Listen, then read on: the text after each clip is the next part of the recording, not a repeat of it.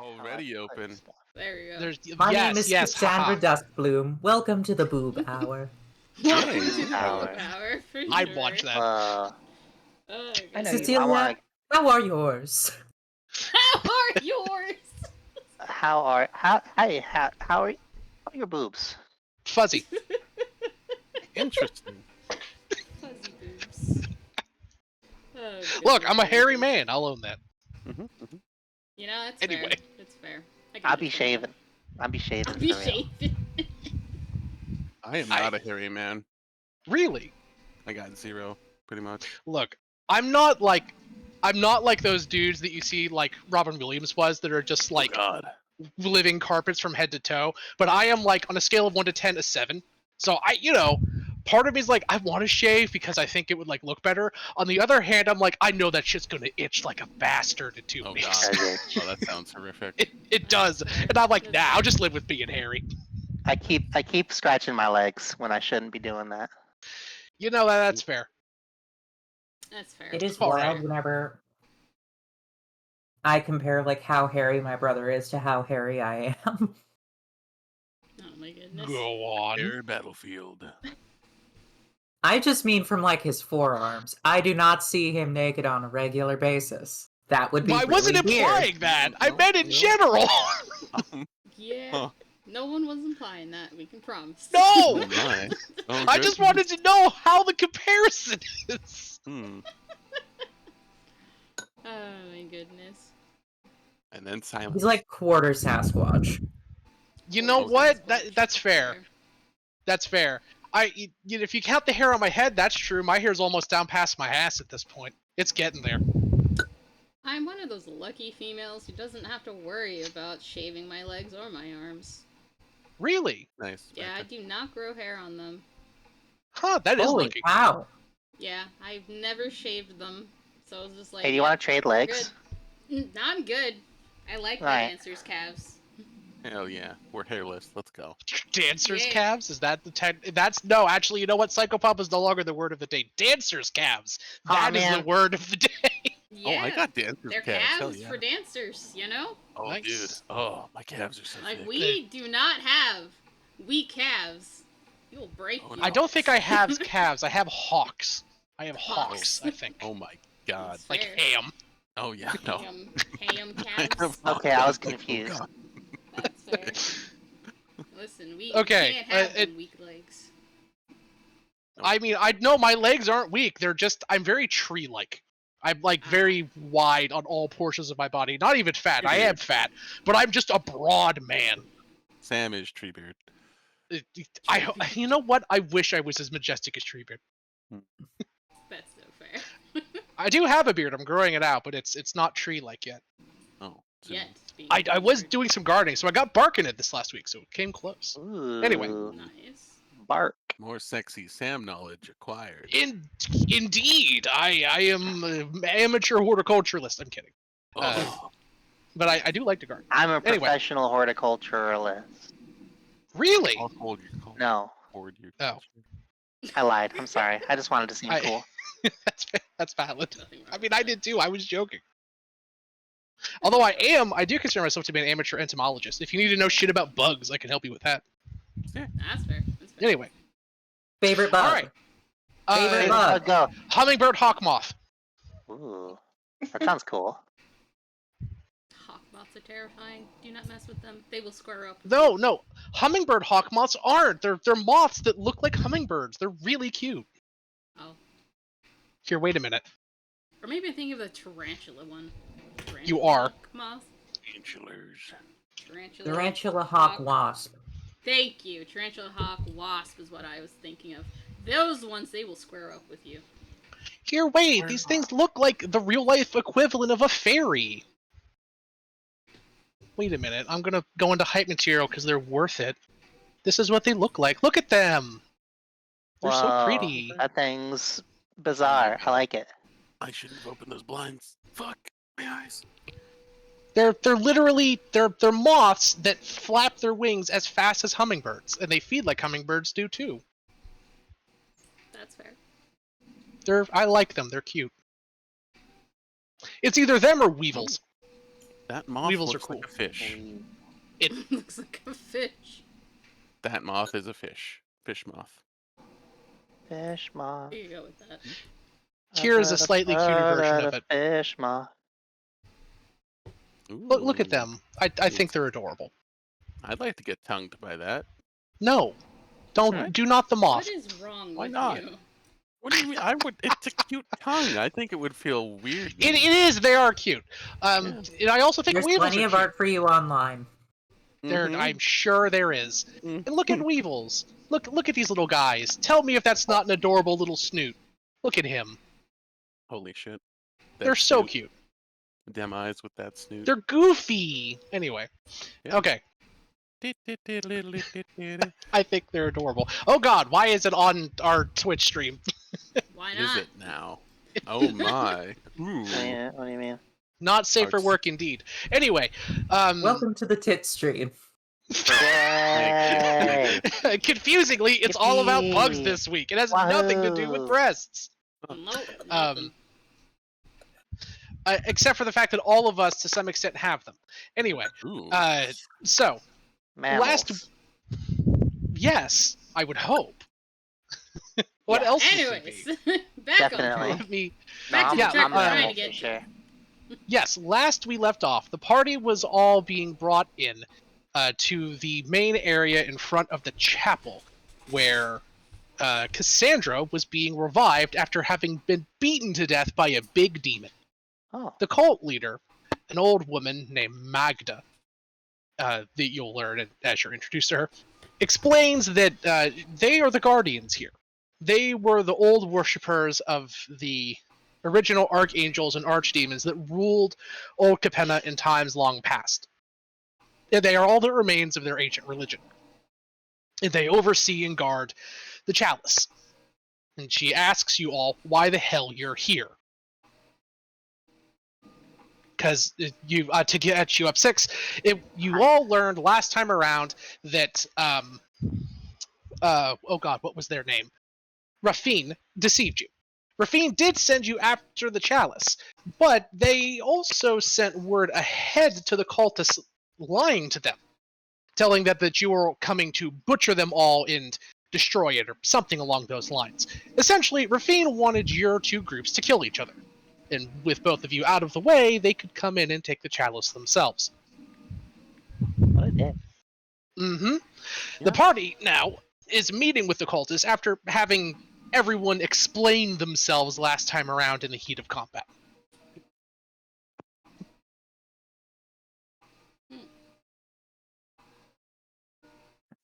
Yeah. Are we just So- going at it? Yeah. Why are you here? If you're not here to steal the chalice, what brings you here? Why are you here?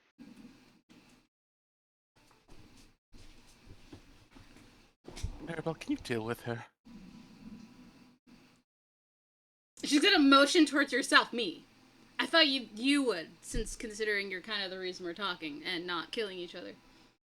Cassandra just woke up. I have a better place to go right now. Can you deal with her? She's like, don't speak about Cassandra as if she's not right next to us. That's rude. No, she. Mm, I thought in the fiction Cassandra was like in the other room recovering from death. That can be the I thought we case. just revived her. That's where I thought. Yeah, you're Like, kind we of like just on the revived her. ground. That's where we left off, so I just assumed you were in Yeah. the room with us. Cassandra, you awaken to see your party around you combined with all of the cultists that are sort of looking down at you with a mixture of guilt, surprise, and no small amount of concern. Cassandra, like, brings her hand into like her field of vision, takes a look at it, just says, you okay? "Same body." Yeah. Yeah, you got same revived. body. It's okay. You're not. You haven't gone anywhere. The cultists all look at each other and then look at you, trying to decipher the meaning behind those words. Yeah, Still don't here. worry about it. Anyways. You good? Cassandra says nothing, and just internally in her mind, inquisitively asks, Vecna?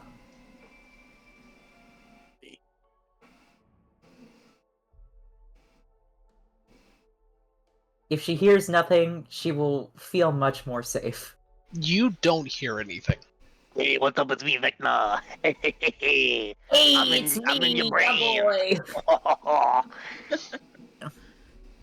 What up, gamers? It's Vecna!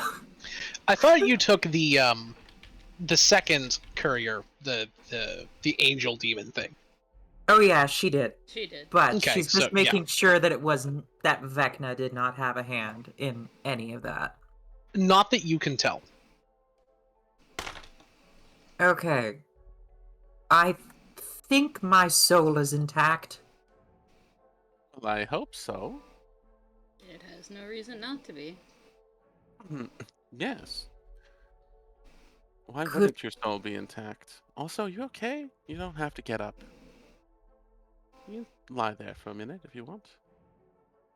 I do believe all of my core muscles have been obliterated. I'm in immense pain. Yes. I'm just reconfiguring the party to where you all likely are at. That's Let's fair. get you some healing. Mm-hmm. Okay, well, that's dope.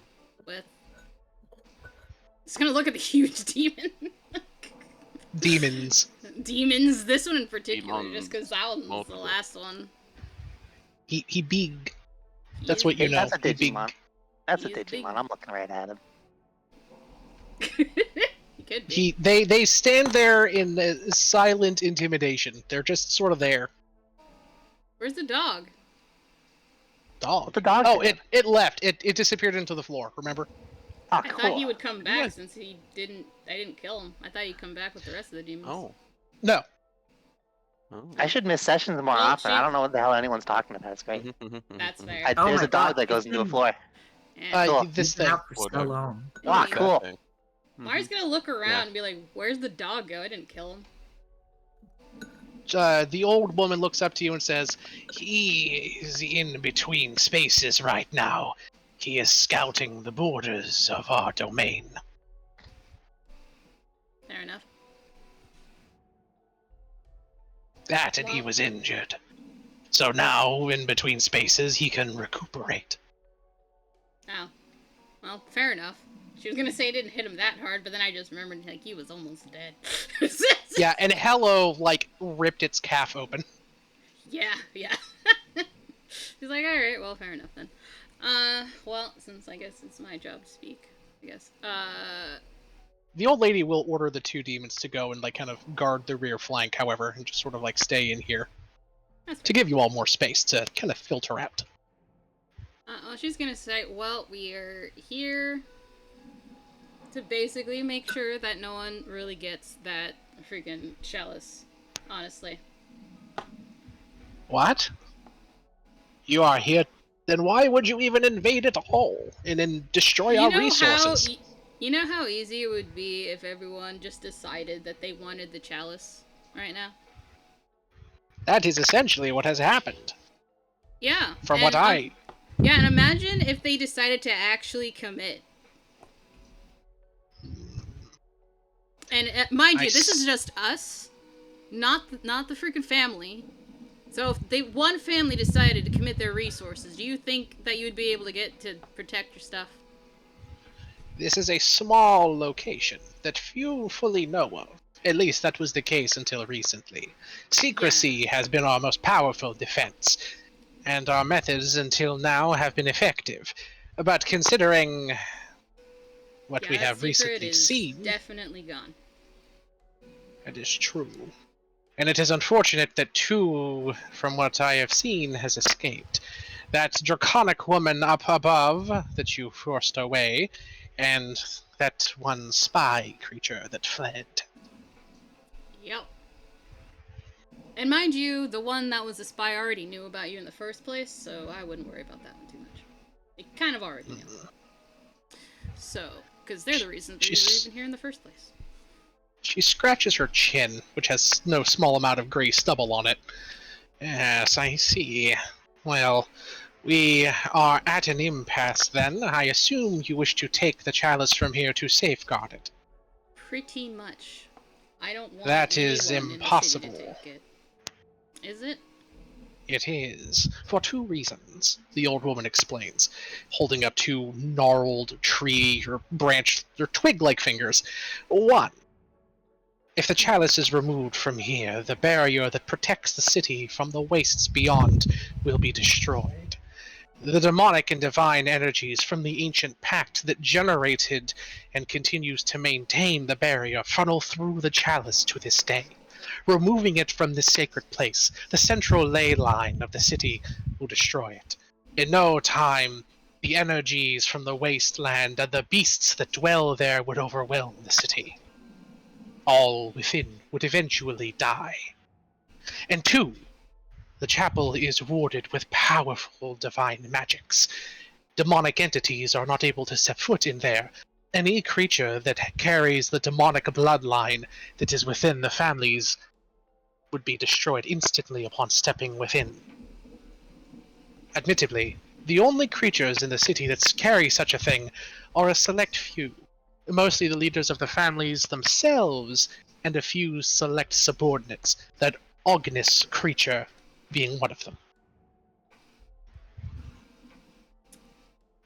So that last one, you kind of lost me a little bit. You said that it would be impossible for the chalice to leave this area because why?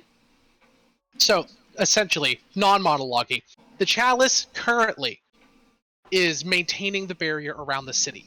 The divine and demonic energies that work together to maintain the barrier are funneled through the chalice. It's a living pact that the angels, the archangels, and the archdemons signed. If you remove the chalice from here, it removes it from the ley line, which basically is like a power switch for the barrier. Barrier goes down, the energies of the wasteland, i.e. radiation, and the horrors, the mutants that are out there, will flood into the city. And 2, the church is heavily sanctified. No leader of the family or anyone who is a direct heir to them can step inside. Got it. I understood all of that. It's just my character's asking that. There's a reason. She explains it to you again. Okay, she's gonna sigh and say, "Okay, I understand that, but basically what I'm hearing is that it's not actually impossible, as you said, because they can just do that." Yes, it is not impossible to remove it, but it would be catastrophic if it was. Yeah, and I mean, I totally understand why that's probably the case, but how much of that do you think would actually stop them from doing it anyway? She tilts her head to the side. It depends on which member of the family we are talking about. If it is Rafine or Spara or the Kingpin, I do not think it would stop them at all. But Zyotara and Jetmir, it may give them pause. After all, they do not wish to see the city destroyed, at least to my knowledge, so they may not be so willing to remove the chalice from its resting place. Indeed. Which is probably why I think it should still be moved. Because, yeah, maybe 2 of them wouldn't want to, and maybe they defended, I have no idea. But, there's still a decent chance that even if they decide not to have it moved, that doesn't really stop them from having one of their underlings do it. Like, Yes, you know, of course. I just- understand this. But we cannot move it. If it is removed from here, the barrier will go down around the city. Countless will die. Yeah. I think in general, a lot of people are gonna die in either case, though.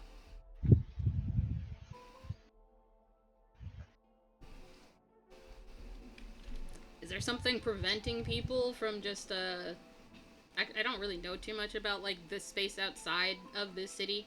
Is there anything preventing people from just living anywhere else? The entire domain was completely destroyed by Phyrexia. The Phyrexian invasion not only leveled mountains, destroyed every major city, and literally dried the seas, but it also left a horrible energy that permeates the very ground. And she'll explain this to you. That energy is lethal to human life, causing horrible mutations or outright death. The creatures that now remain on the surface are mutant abominations that are all that survives of what once was the plane's living creatures. By the way, this ain't me making this up. Like, straight up, canonically, outside New Capenna, it's fucking Fallout. Like, Got it. it's bad. She's gonna say, I see. So basically, it is what one might call the last bastion of this place. She of this nods. planet, even. She nods. It is all that is left. And without the chalice in place, the barrier would go out, and those creatures would make their ways in. Admittedly, I do not think the magical energies that permeate the ground would kill quickly. It would be a slow, encroaching death. The waters would become tainted, the air despoiled. The people in the city, likely those in the slums and the lowest regions, exposed to the most waste and runoff, would become sick and die first. But eventually it would take them all. And, how much of this surface are you aware of, by the way? Like, are you fairly up to date on the current events? Like the angels being back and all that jazz? Yes, we have spies in most levels of society. We are aware of most of the goings-on in the city, at least as much as anyone out and about would. We know some secrets from within the families, but not much. The families are very good at routing out those who would infiltrate them. Fair. So, then with the fact that you know what's going on, how long do you think it would take for the demons to decide that getting the chalice out of here is much more worth than leaving it? Because of the fact that the, halo is running dry. She thinks about it. I do not know. However, I do know that if the chalice is put back into its position, the barrier will return. It is likely that one of them would take the chalice, do with it what they would, and then return it. That would be my guess. However, I think the chalice even being off of its location for any period of time could be very dangerous. Who knows how many innocent people from the surface would die from the mutants getting in, and whatever purpose that they have for the chalice. She stops herself. I do not think would be good for anyone. It is an ancient thing, and its power is vast, not something easily played with, even by immortal hands such as theirs. Yeah, but they're demons. You know they're gonna use it. They're immortal. They don't age. That's what she means. Yeah, that's why I said they're demons. You know they're gonna use it. That's not gonna stop She them from nods. using it. She nods and says, some of them certainly will try. I fear the most of this Falco, Spara, and Rafine. They seem the most unstable. Do you know the true nature of the brokers? The brokers? Not really. You see all of the broker initiates kind of stiffen at that around her. She turns to them and says, it is an open secret, children. The knowledge here goes well beyond your individual guild's interests. And they all realize that they're kind of horribly outnumbered. So while they're uncomfortable about her blabbing about the secret beliefs of their family, they can't really stop her. She turns to all of you and says, the truth of it is, the brokers are much a death cult. They believe in an ancient prophecy passed down by the archangels that dictates that one day, some horrible, catastrophic event will shake the foundations of the city, of which there will be no recovery. Only those with wisdom and knowledge and the ability to supersede their old hang-ups, their chains that bind, I think was the original wording, will survive. As such, the family, the brokers, they have sought to not only fulfill the requirements of this prophecy, but have sought to ensure that it comes to pass. I suspect that Spara wishes to use the chalice for this calamity. Rafine, on the other hand, I cannot know the schemings of that one's mind, but from what I have learned, her madness has gone deep, and she likely wishes to do something equally as catastrophic to the city. Got it. Well, as far as I can tell, then, one way or another, this city is likely going to be doomed. It's just a matter of when, rather than if. That is not necessarily true. You all are the linchpins, do you not see? You have all arrived at this time by no coincidence, and the portal, the gate, the barrier around the city has let you. You have entered into this city twice now, which is no small feat. Once by a omen path, even. You do know this should be impossible, yes. The barrier prevents all magical and interplanar travel into and out of the city. If you were able to get in, that must mean that a powerful force connected with the barrier allowed it to happen.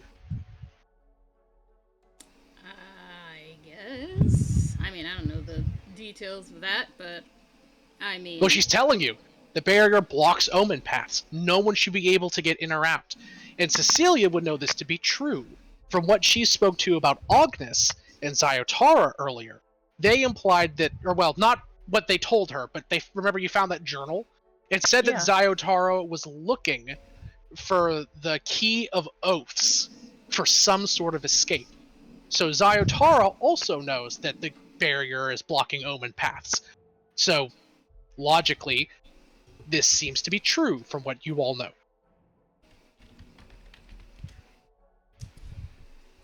Mara's just gonna keep with what she's saying. She's like, I don't know about that. But, yeah, I don't know. This is, I don't know what we're supposed to do here. If we're supposed to do something of importance here, if we're the linchpin, she uses quotation marks. Mostly because there's four families that kind of want to rule over the other and are completely dicks and very much self-interested and not actually interested in anything else besides themselves. So and then there's the kingpin, who we know pretty little about other than the fact that everyone listens to him because they're terrified. And everyone wants a chalice because then that changes the balances of everything. So I don't know what to say. Perhaps you could convince them to act against their own natures, she says. She looks at you and explains, this has not been the first time that such events have transpired. Not involving the chalice specifically, but other powerful artifacts that could tip the balance of power have come into the city before. Like the disc, and other similar ancient catastrophic weapons. When this has happened, when the families were united and whole, they would come together and hold council, in which they would dictate terms, typically to maintain the control and balance of the city. The problem is, the Kingpin is holding all of the cards and not allowing them to come together like they once did. Furthermore, the Angels have been against any type of powerful meetings between the families. Essentially, the city cannot be brought to balance because there are two major forces acting as a schism. The Angels will not meet at the table with the families as it stands right now. They will need to be convinced, and the Kingpin will not allow the families to meet together in any way. He fears that if they do, they will conspire against him, so he is keeping them separate, confused, and disorganized. I see. So she's saying, if you could get these fuckers to play nice for 5 goddamn minutes, we might be able to prolong the city's existence.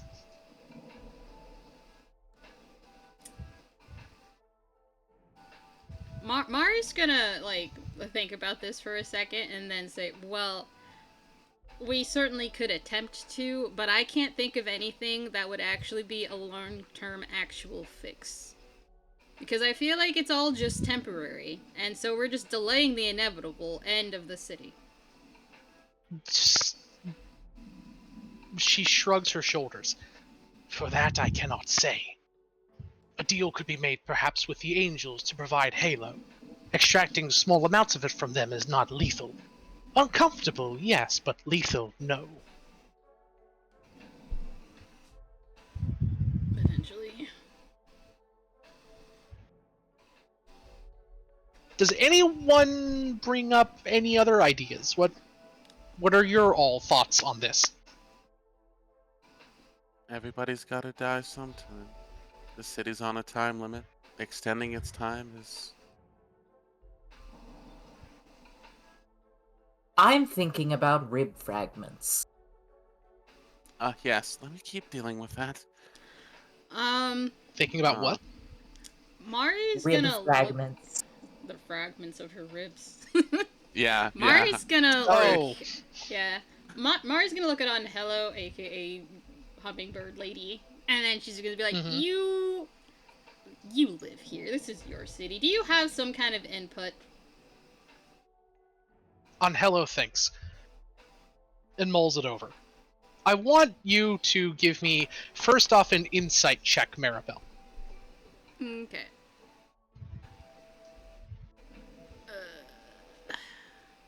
Just slowly loading. You're good. Okay, insight. inside. Ooh, that's very good. And I'm going to add a flat +4 to that score because you know on Hello. Yeah. In other words, I'm dropping the DC of this. You see on Hello's eyes continuously dart towards the door of the chapel. Likely he's thinking about that chalice very hard, or his mind is constantly being drawn towards it. Why exactly you don't know. And you hear a small hint of hesitation in his voice, as if he's choosing what he tells you very carefully. And that may mean he's not telling you the whole truth. That may mean he's lying. Or that may mean he's just choosing his words with precision as to not misguide you. You don't know. But you do know that he's not giving you all of his information when he speaks. I'm He just says, keeping in mind that he is limited to what he can actually say because of whatever's going on with the pin guy. So she assumes this. yes. Yeah. You also know that his attention is split. He's like half paying attention to you. It's like he can't stop looking at the church. Yeah. And he says, "You're not wrong." And he's speaking through the Mockingjay. Mhm. He says, "You're not wrong. The city is on a time limit. No matter what happens, eventually the halo will run dry. Eventually the angels or the kingpin will make their play. It is not a matter of if, but when. And whatever happens, I do not think the people of the city and the city itself will survive the fallout, especially now that we know where the chalice is. It is going to be impossible to keep that a secret. Even if everyone in this room right now died, it is still going to get out. The Obscura knew where it was anyway. Eventually Rafine herself would get it, if no one else knew. But now Zayotara knows. And very likely, actually, assuredly, so does Jetmir. And Falco Spara as well. He sent us, after all. This chapel in this place is going to become an all-out battlefield eventually. If not now, very soon. She says, looking at you. And once that chalice is removed, and I do not think you are wrong to say that it will be removed eventually, for despite the efforts of our good keepers here, well, you are one group. A powerful group, no less, but you have struck a major blow to their forces, and their traps are depleted. They will not be able to hold for long, even if you were to reinforce them. Once someone dedicates themselves to it, this place will fall. That is of no question.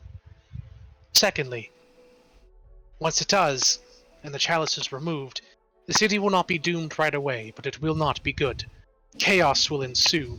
The brokers will need to use their forces as well as the angels, I suspect, to keep the abominations at bay. With two of these families weakened, it will be likely that the Kingpin will make some sort of move, likely striking out against the angels, or wresting even more control from the brokers.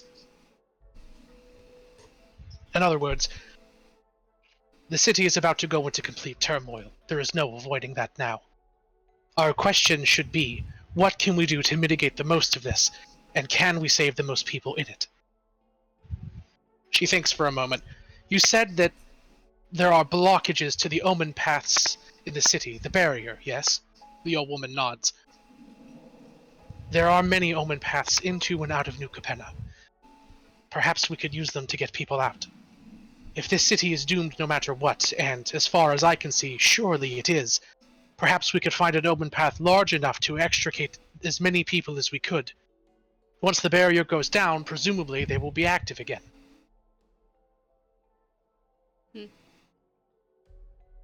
Mari's gonna think about that and say that does make sense. Anyone here can give me a history check. I wasn't really thinking of history, but I was like gonna ask, can I do like an Arcana check to see if there's anything my character can figure since traveling is kind of her That's I'm specialty? giving you all a hint check. That's what the history check is for. Oh, Or fair Arcana enough. would also work. I will take Arcana because like that's kind of her thing.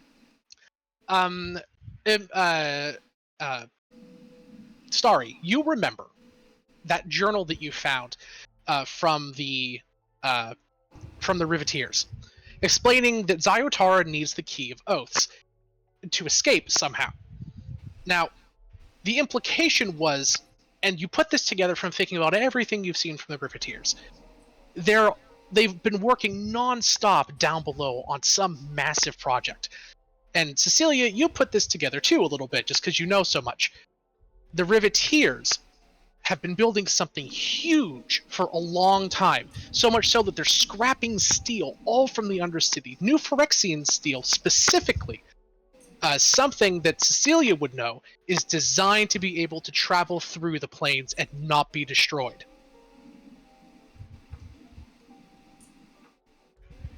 I will communicate that to the party. Yes, and Star, you remember the journal. Why does Zyotara want this stupid chalice? She has no aspirations of controlling the city from what you can see. Instead, you remember what Jetmir told you all. Zyotara is selfish, singularly and wholly. She would likely be trying to find a way out of the city. Maybe not even for the family, but for herself. Maribel, Arcana. You realize that this chalice is powerful enough to pretty much do whatever you all damn well please. That big barrier beneath you could be repurposed for a bunch of things. It could be repurposed to rebind all the angels into stone, banish all the demons to some horrible other plane, nuke the city and turn it to ash. It could be used for many purposes. It could also be used to maybe make a new omen path, to rip a hole through existence big enough to let God knows how much through. But to do that, you would need someone very talented in portal magic and transportation magic. Me, probably. Maybe. It's interesting. Yeah, this is interesting. Yeah, she's gonna say after that, she's gonna like, well, we could technically use the chalice to make an omen path.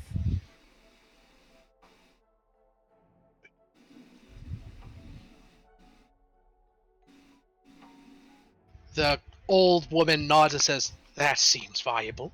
Now the only trouble is getting everyone to agree to use it and allow you to do such a thing. Think about it. With the entire city so disparate and disorganized right now, and everyone so trigger-happy, there is no way that without unanimous agreement amongst all of the families, that logistically you would be able to get many people out. You could go to one family and inform them of this plan, sure, and they could funnel all their people outside. But to get everyone in the city, tens of thousands of people, hundreds of thousands if you include all of the animals and creatures that are out and about," she shrugs, "that would need the work of all the families, and also the angels."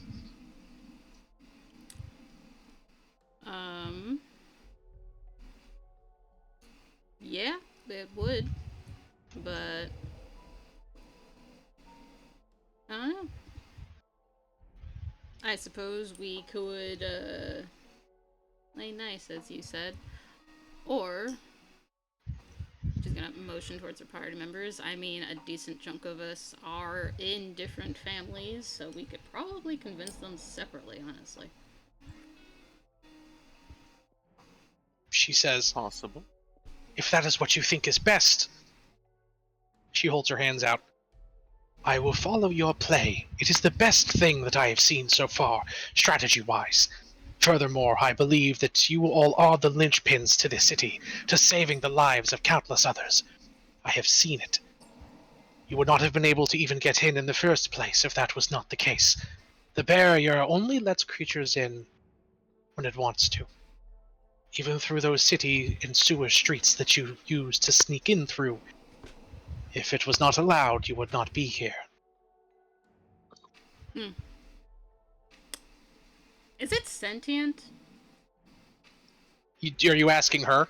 Mm-hmm. The barrier itself? No, No. the chalice. She shakes her head. No. Well, she lifts her head up and says, it is difficult to say. It has never spoken, nor has it shown any type of tangible will that I could discern. However, the barrier and events in the city act with strange intent at times. It is impossible to know if it is a subtle will of the chalice, or if there are powerful creatures at play, be it the archangels or the archdemons, pulling its energies in whatever ways they can to ensure certain events happen. So she doesn't know. She says maybe, basically. Can we try to talk to it? She shrugs. If you want, she won't stop you. Okay. I mean, she'll try. Never hurts to try. The old woman will allow this. She walks towards the door and puts both hands on each side. There's a sucking noise as air rushes into the ancient dilapidated space, and you see a large hall in front of you. At the very back is a raised dais and pulpit, behind which is a huge altar, crafted of stone and steel. Sitting at the center of which is the chalice. It's small, smaller than you thought it would be. It's actually little more than a goblet, crusted with gems along its top rim, and it, along with everything else in the room, is burnt. It is like fire and wrath exploded out of the goblet in days long past and sent searing scorch marks all the way to the front doors. When she opens the door, the scent of burnt wood and stone assails your nostrils. Cassandra still has True Sight going, because it's not a concentration spell and it lasts for an hour. Sure. What does she see? In the room, you I don't see... think the spell would actually still be in effect, because she died. That shouldn't matter. I mean, actually, it does. Death does end concentration. It's not Well, concentration. it's not that it's concentration, It's just a it's spell just that is like... cast. Oh, no. Death does not end active effects on your body. Yeah. So, Oh, okay. like, if you're cursed and you die, when you res, the curse is still there. Yeah, she still has mage armor and stuff. Like. Correct. And yeah, because the spell basically targets the body of the creature, even though it says creature in the target of the spell. So yes, she still does have True Sight. As long as she was not having to concentrate on it, it's still there. Okay. The Tell only me what I see with exception, my special eyes. you see a massive vortex, two of them actually, kind of siphoning into the room, one from the sky, one from the ground. From above, divine energy swirl and mix, crackling like aurora borealises that are sputtering every second. From the ground, you see long, tendrillous veins of demonic power streaking up from deep within the earth, both coalescing in a swirling pit of energy that is centered on the chalice or in the chalice itself. This conflux of power is then disseminated out like a root network throughout the foundation of the city, up into the barrier.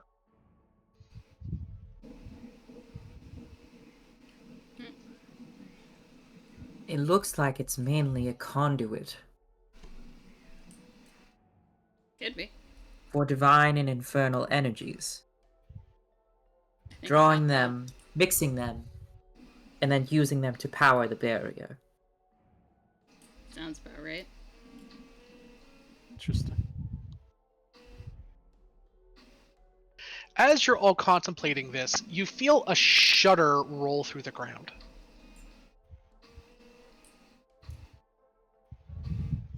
Okay.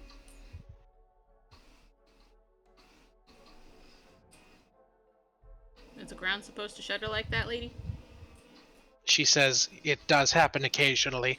It has been happening more since the Riveteers began their work several levels above." Ah, it's probably something to do with Ooh. whatever's going on up there then. She nods.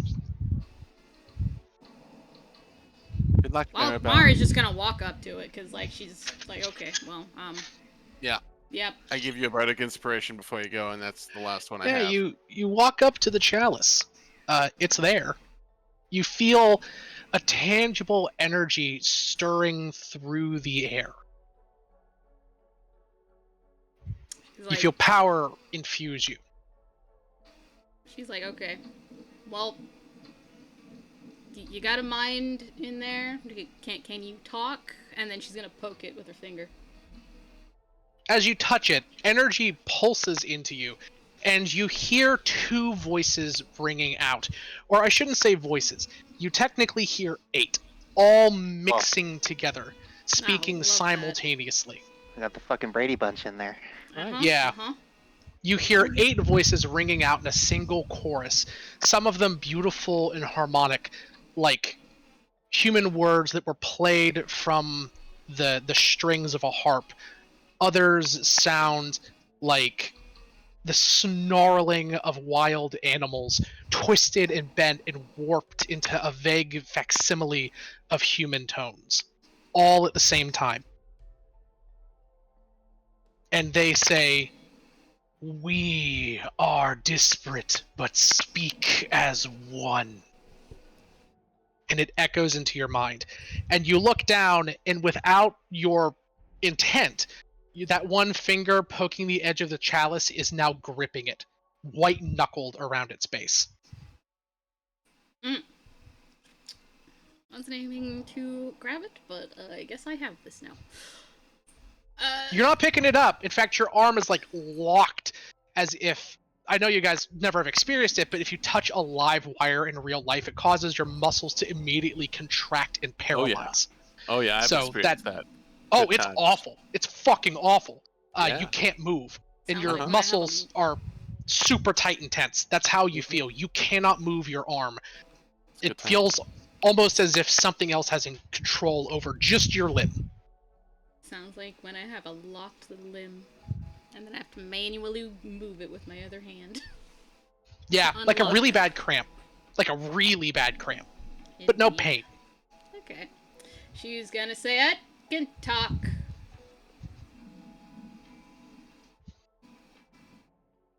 What knowledge do you seek?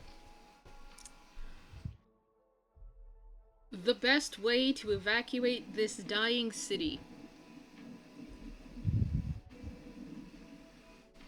It thinks. And it speaks cryptically.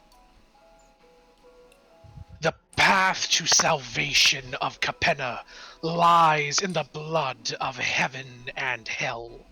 The most righteous and the most vile of the city are chains that bind the dove that which would fly free. That of black scale and iron knows the path, but would not share it by their own accord. Yep, that's pretty much self-explanatory. Alright. That's mostly it. Thank you. You hear a snap as your finger bones pop as your hand releases from the chalice. Little cords of white and black lightning crackle from your fingertips as you pull it away. Just gonna shake her hand off, like, okay. And then she's gonna turn her back to it. And be like, yeah, so best way to evacuate the city according to the chalice is to basically, get the angels and the demons out of the damn way and pretty much get the secret that the dragon has, because that's the best way to get out.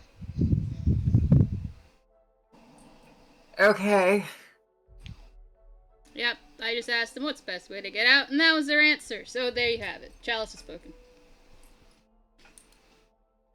Also, when you looked, this is one more important thing. When you looked into the chalice, it wasn't empty. Oh. She's gonna look into it. Is it empty now? Drink it. Inside of the top of the chalice is an infinitely swirling mixture of two liquids, like oil and water, separate but forever turning within its depths.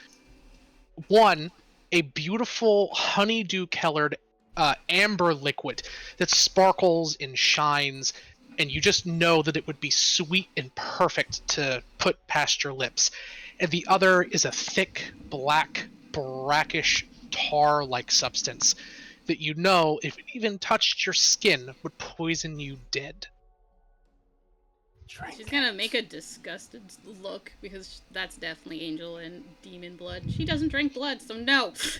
Oh yeah, that's Aw. 100% angel and demon blood. Aww. That's That sounds entirely what tasty. they signed their pact with. Indeed. Likely the blood of each archangel and each archdevil. Or demon. And she's also gonna say, oh, yeah, and all the archangels and archdemons, I think, are the ones that just spoke to me, so there you go. This makes me wish I was playing a character with less impulse control. Chug. No con save, instantly explodes. Indeed. Paints the walls with their insides. Pretty much. That's what I'd imagine. Cassandra, what How are you you doing? doing back here? Oh my. Mm-hmm. I love the Raven Queen. Okay. I don't love you. Whoa. I don't imagine she would. I like liches too much. So, True. Bitch. Oh. ow. All right. So, Sorry. no. So, that's what the chalice has told you. That apparently Zyotara knows some shit that you need, and that you need to either make the demons agree or kill them along with the angels to get everyone out. Interestingly- I want to specifically say Mari didn't say that. Okay, yes, fine. She's just said to get the demons out of the way. Mari out for blood. Indeed.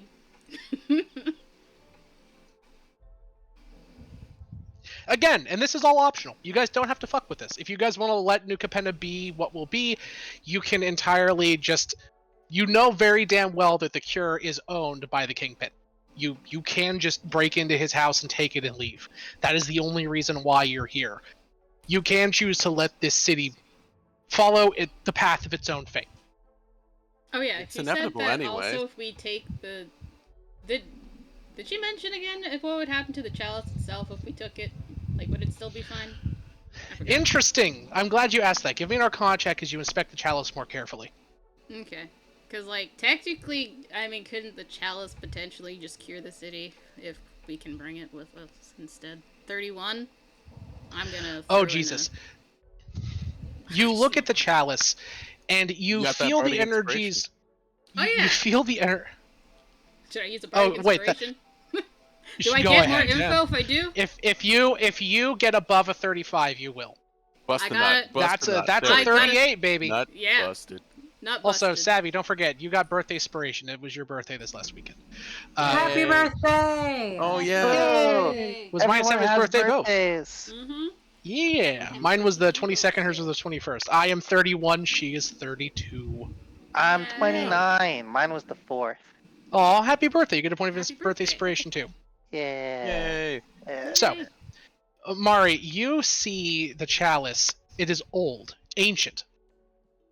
And the energies of both angels and demons have been coursing through it this entire time, funneling through it. It has taken a considerable toll. It's burnt. It's cracked. Subtly, but it's there. Micro fissures. you realize that the magic of the chalice is powerful, potent, the equivalent of a unmitigated wish spell. But it's a one-shot deal. The moment this chalice is used, you see that the energy within it will overflow, and it will surely be destroyed. Got it. Okay. Yeah, that's the chalice is a crazy powerful artifact. It does require attunement if you want to grab it and use it. It gives you immunity to necrotic and radiant damage. Whoa. It gives you +3 to your spell save DC and your spell attack rolls. It lets you cast one of either Summon Celestial or Summon Fiendish Spirit once per day at the 9th level. One of either or, not one of each. Mm-hmm. And once per day, or I'm sorry, you can cast the wish spell from it. No mitigation, no factors, with the player's intents taken as beneficially as possible, which matters, once. And then the artifact is destroyed. Got it. Yeah. That's I'm what gonna- that 38 gave you. Okay. Yeah. I'm just gonna look at that, and I'm just gonna look at them. Also, this thing is totally gonna explode once it's used. The old woman looks down as if she already knew, but was too afraid to say it. Yeah. So if anyone did decide to use it, the city's gonna die anyways. So. And hello, you see in his eyes, Maribel and Cassandra, because you both can see him for what he really is. You both see an overwhelming sadness wash through him, as if somehow his last hopes had just been dashed against the rocks. Yep. What are you so sad about? The mockingbird, whatever her name is, says nothing, but on hello, whispers to you in your mind, Cassandra, nothing. Nothing at all. I just saw an opportunity that I thought long dead. Turns out it was.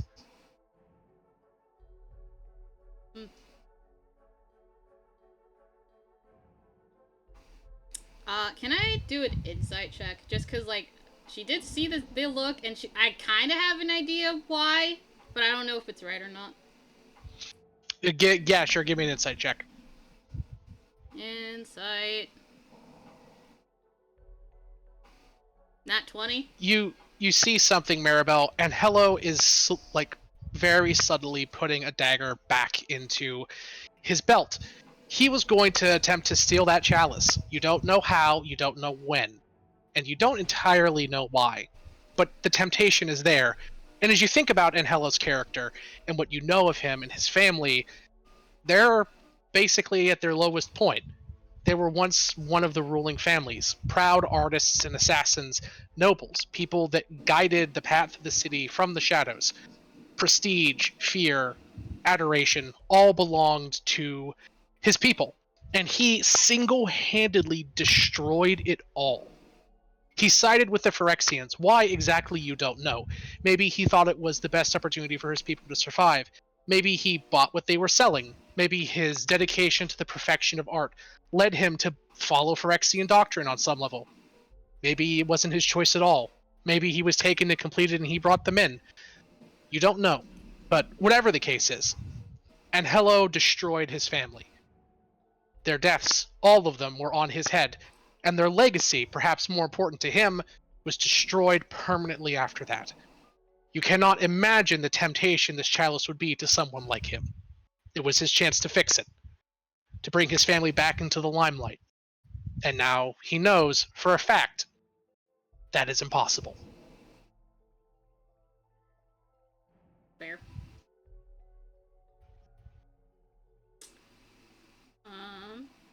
But yeah, he was going to betray you. Almost certainly. Aww. Oh yeah. Well, I mean, it makes sense. Like, does. he is not a heroic character. He is neutral fucking evil. Like, Oh, I do. I was like legit expecting him to just like as soon as she opened the door to like run for it, the Yeah. chalice, and I was That's why I was so like, ready to like Cassandra has vortex warp him eyeballs. out. I was so ready for that. Uh-huh. But no. I'm surprised he's not he that hasn't stupid. killed us already. he knows for a fact that he can't beat you all. He knows for a fact that he can't. And Hello is strong as shit, but he's an assassin. He is at best when he is alone with another target, or everything is weighted in his advantage. In an out-and-out fight, there's a good chance Perry could pound his ass into the pavement. You know, Yeah, just because of how that's fair. just because of how they're statted and how their builds work. He knows he's not that dumb, but he also knows that at some point someone will have to be alone with it. And now he knows that even if that's the case, even if he could slit someone's throat and take the chalice and leave, that it wouldn't matter anyway. Because the city would be destroyed. Yeah, doesn't matter. Yeah, that's fair. Yeah. So she's gonna look at the lady and be like, okay, so we need to get rid of the demons in one way or another. And we also need to get whatever Zyotara is working on. That is the only way to save everyone, mostly. As you say this, the thunder of collapsing stone echoes throughout the halls of the chapel. Explosions, drills, and collapsing rebar work cacophonate from the entrance of this dungeon. Dust, even this far in, begins to sweep in from hot, pushed-in air, and the sound of battle cries roaring echo to you. It sounds like Agnes is making do on her promise, and that she intends to make you all pay for what you did earlier. Which one's Agnes again? The Well, there's Dragonborn that. lady. Got it. He's like, Yeah. and there we Is have she it hot? already. So, the dungeon is currently under attack by Riveteer forces. Party. The old woman looks concerned, as all of their defenses and traps are currently kaput. There are demons up at the front of the structure, but they won't be able to hold forever, and depending on the size of the force that Agnes has sent you, they might not even be able to hold for long. Fair. What would you like to do?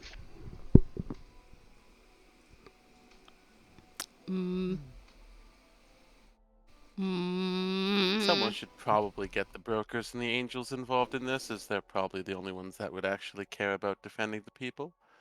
We could collapse the cavern. That does collapse us in here, don't forget. Well,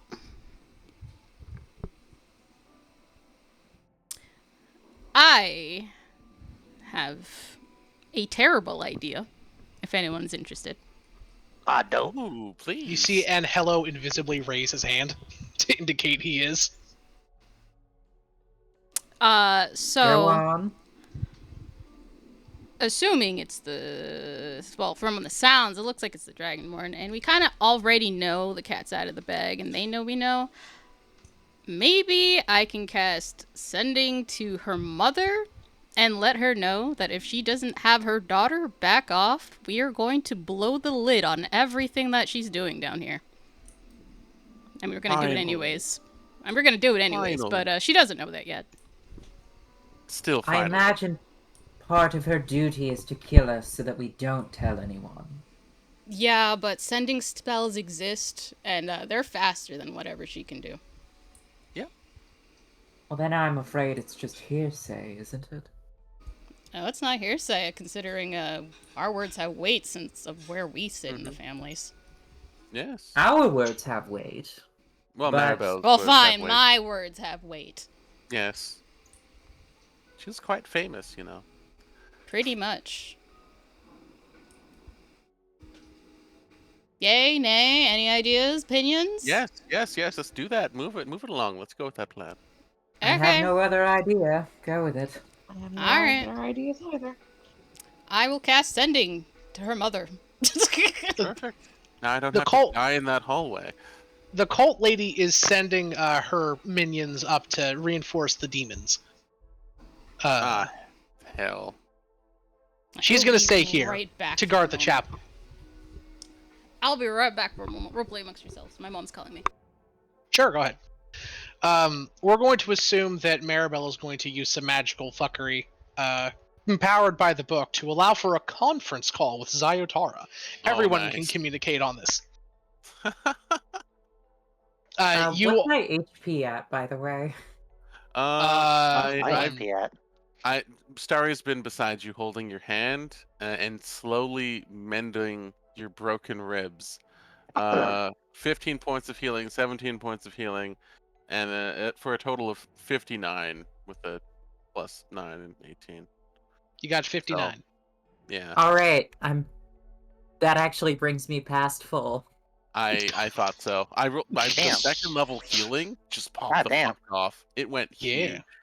huge. It All was. right. It was I know really you're a wizard, amazing. but like your health is really low, huh? It's like Wizards. 60 or 50.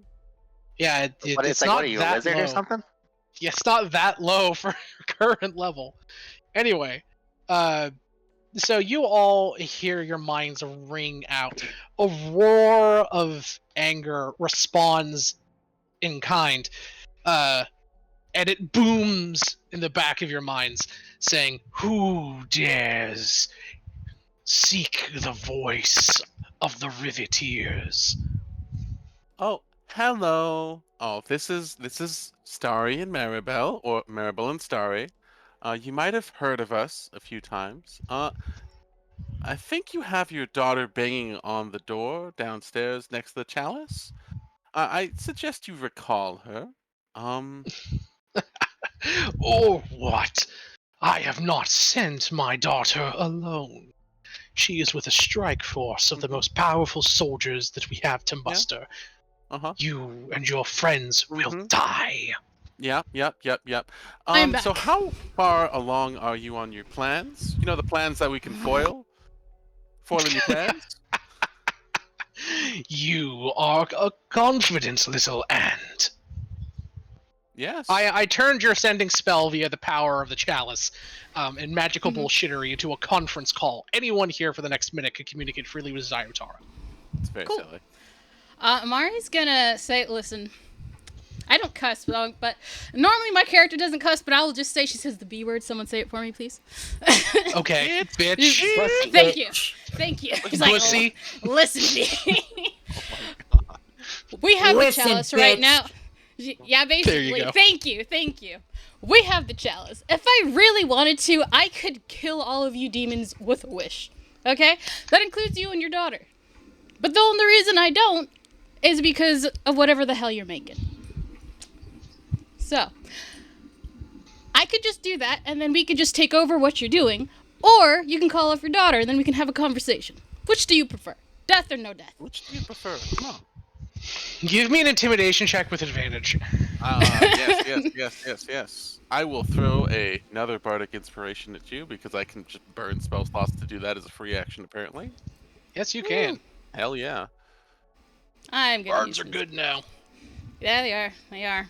I used it as an Yep. inspiration point because that could have been better. Good lord. Yeah. That's But you have a yeah. D10 you can throw that at. Yeah. You all Ooh, you Big. all 36. you hear her. You know what? I'm gonna roll for her too. She Does her has voice a crack? she has a plus 12 to actually she can't win. She has a plus 12 to intimidation. That's a whopping 24, which is amazing, but not amazing enough. You hear the bluster come out of her psychic emanations. I see you are more capable than I was led to believe. You have already reached the chalice. Yeah, it's in my hands. Very well. As well as the voices of the 8 freaking demons / archangels. How do you think you're talking to all of us here? We're using some magic. I see. Very well. I am not too proud to know when I am bested. And you can Spoiled? hear it grate through her teeth when she says that. I will tell my men to halt. and I would speak with you face to face. I am unable to come down to the depths where the chalice lies, but the city above Locapenna, I can come there. Perhaps we could speak in the ruins. Yes? My character's gonna think about that for a second. Starry's giving you the no. Yeah, no. She's like, No. we both know you're smart. I'm smart too, okay? Don't take me for a fool. You can be in a human form, and you can meet us down here. I cannot. It is not for lack of want. I physically am unable. The magics of the chalice and the old ones prevent us from entering so deep into the city. I thought it was just the church. Was it not just the church? It was. She's lying. Yeah, that's what I thought. What? Listen, can someone do the thing again, please? Can't lie. Can someone do the Hey, thing for lying's me, mean. please? The listen Hey. bee. I Look here, bitch. thank you, thank you, Listen, bitch. thank you. I Thank you. appreciate What's up, it. pussy? you, I everyone. appreciate it. You guys are the best. It's like, Okay. I did my homework, okay? Don't freaking lie to me. I swear I will freaking pull the trigger. Do not piss me off. I have dealt with your Fine. daughter twice today. I will kill her the next time if I have to. As you guys are kind of talking, you see the stonework in front of the chapel dripping. With? Stone. It's dripping. Oh, okay. Oh, that's fine. It's gonna note that it's dripping. Can I do like kind of check like why is it dripping like that? As I you're can- beginning to make the check, the roof right there collapses and Agnes just falls down on her ass, looking preemptively defeated, arms crossed, pouting. Aw. Hi, Agnes. Oh, was like, wait, oh, that there you was are. She cute, flips actually. you off. Wait. No, that was cute. Do it again. She's like, oh, correction. We I don't have know who your you daughter are, but now. that was cute. And her dogs like hop down behind her. You all look up. She has burrowed with her acid fire breath a 300 or 400-foot hole straight down from the workshop above. Yeah, nice. She's like, oh, well, thank you for joining us. Your mother will be joining us shortly. Go fuck Oh. yourself. Is someone You pouty wish. that their mommy didn't let her play? Oh. Her scales turn a slight darker shade of green as she blushes. I listen to my betters. I recommend you do the same. Yeah, and this is me And being your better. Shut up. There you Whoa. go. Got it. She doesn't say anything more, just sits there with her two hellhounds. Aw. Can I pet Uh, She her? was straight up gonna flank you, by the way. The big guys were gonna come in the front, and she was gonna melt through the back and try to steal the chalice. Yeah, no, that's fair. That's fair. She's like, why is the freaking wall melting? It's like, oh, that's why. Okay. It's smart. It is smart. She can, as an action, breathe fire that like has siege monster like every turn. So why not just melt straight down through stone? True that. That's true. I mean, it would take a while though, but yeah, You don't know how long she's been doing this. that's true. 45 minutes. 45. She's just Many think about how long it times. took her Put on a guys- podcast yeah, and just started horking. pretty much. There's an 8x8 hole straight up 300 feet. Indeed. He's like, yep. Wow. We really did foil your plans, didn't we? At this point she has stopped responding at all. Oh. She I mean, actually I did looks tell her very to be quiet. she looks very sad actually. Wait, are you Cass- actually sad? It looks like it, yeah. She doesn't Oh. respond, but you know that you don't know what she's been told, Cass, actually. You know, out of everyone in the entire Riveteers, Agnes is considered the most fearsome, dangerous combatant. She's herself damn near a CR 18. She is terrifying. And she's highly protective. whenever the Riveteers' outposts are in danger, even if it's a small street brawl that's escalated, she, on her own initiative, comes to defend her people. In fact, some of the people in the guild, for a time, called her Big Sister Agnes, until she pummeled anyone who dared to call her that nickname. You know, Cass, by reputation, at least it's suspected, she cares about her family more than anyone else. Maybe more than, actually, certainly more than Zayotara. No one knows what she's been told. That's fair. So yeah, Okay. she looks sad and defeated. Is the Hellhound receptive to scritchies? Give me an animal handling check. Oh, Isn't it a demon? I got a Can 20. it be animal handles? It is. It's Demon not handle? actually a hellhound. Oh, They're called okay. forge hounds. They are elemental beasts, so they're like half Okay. elemental, half dog. And yes, it is receptive to scritches. Hell yeah. I give the Wait, Hellhound a that's little a scritchy. forge hound? It is. Oh. Come here, you little sweetheart. Their names on their tags you see are Coke and Flux. Choke and Flux, which are the two names for ingredients to start forge fires.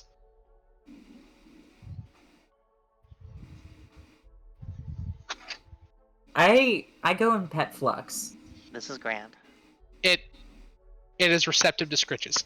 You also can tell that this dog is pampered to shit. Oh, you Aw, take guys, a she very can't be good all that care. bad. These dogs are well cared for, actually. They are. Wait. Agnes, what was your goal here? She looks at you, Maribel, as if asking for permission. She's gonna wave her arm like, yeah, go ahead. She goes to say something, and then she grabs her head and begins screaming as her head is ringing in pain. Can I counterspell? You can. Alright. A wave of psychic energy goes to assail her, but you hold it at bay. She looks terrified and betrayed. Is that like a I was... spell? Huh? No, I'm just curious. Yes.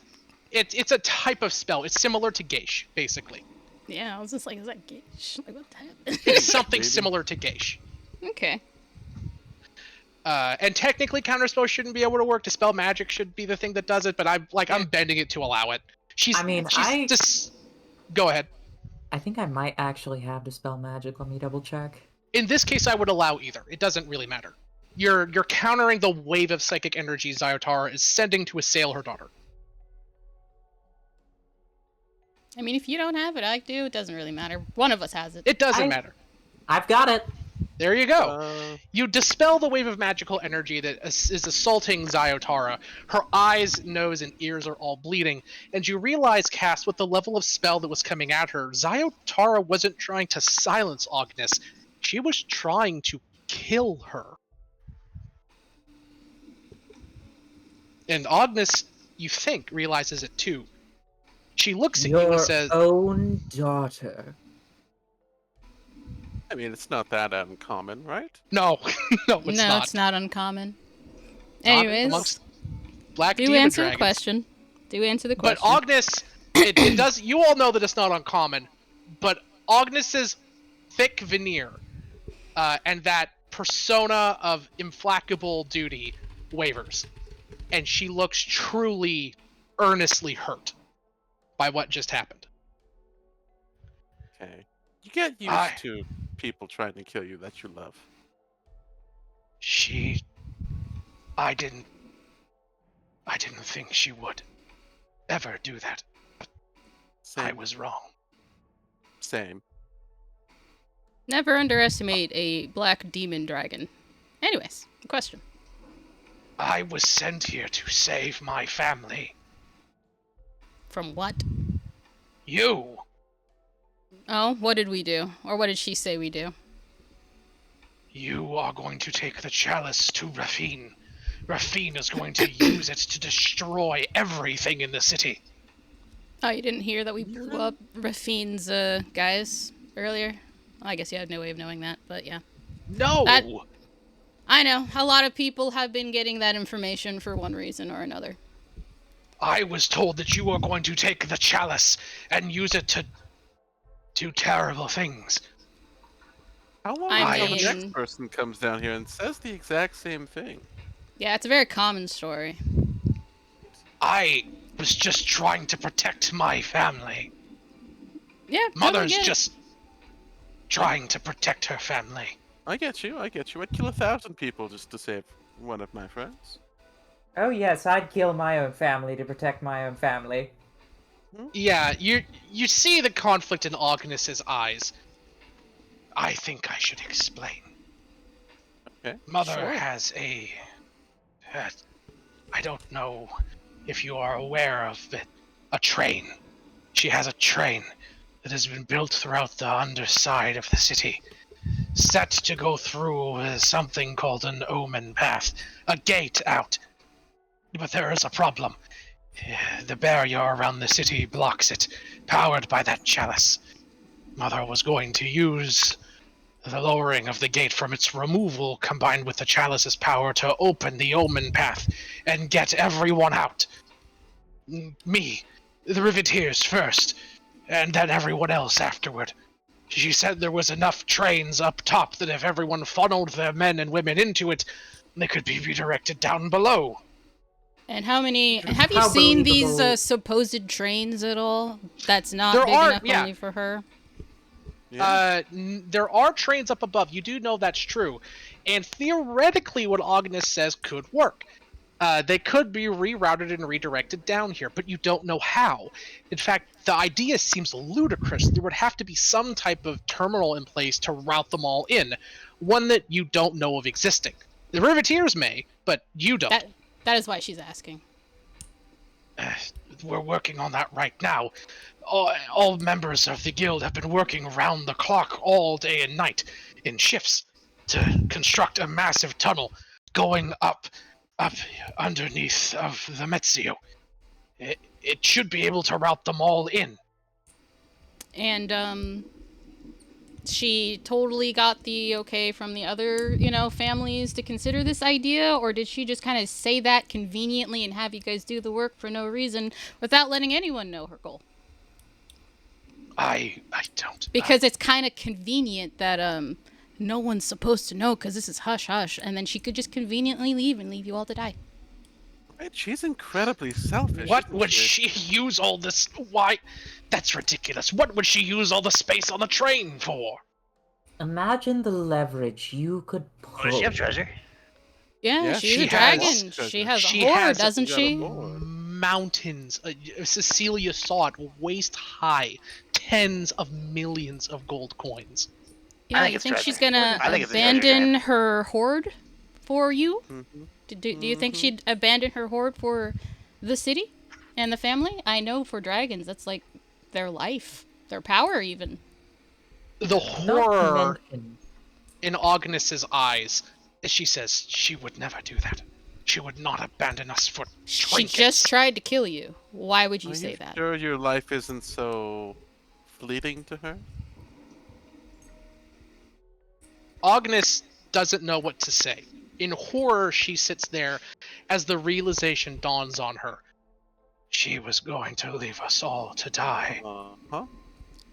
Yeah. while the She did trains were funneling down.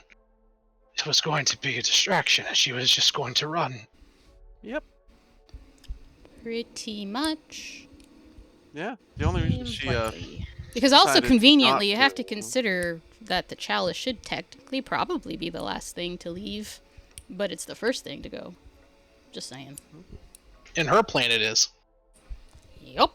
That's why she said conveniently, which it technically should be the last if that was the goal. Because the city would be on a very, very strict timetable if the chalice was removed, so it should be the last thing, not the first.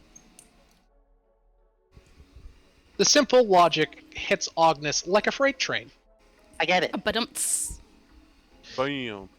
and she just says, "Oh my God, we've all been played the fool."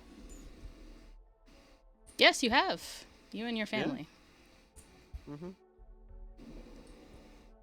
But to be fair, I'm pretty sure all of the demons have been playing their families like that for one way or another. So don't feel so alone about it. You're not the first. The next words out of Agnes's mouth might shock you. She looks at you and says, "What can I do to help?" "Along with my men here. Surely Zyotara will have loyalists amongst our family, so I don't think I'll be able to turn everyone to our cause, especially without hard proof. I do I believe mean, your words, by but it will need more than that to convince others." by Can I make a history technicality, if you want. A history check, I- sure, for what? I want to see, like, kind of check and remember what other Riveteers have said about Agnes and how they feel about Agnes versus Sayatara. As Agnes is... go ahead. Oof. I wish I could give you the help action. You remember a Riveteer saying, "Oh yeah, big sister Agnes, she's like a..." And then he was choking violently as Agnes was, like, strangling him from behind. Oh. All right, I'm burning That's an just a tsundere. inspiration. She might unironically be. Before I forget what I'm about to say, I'm gonna say what Mari was gonna say. Go ahead.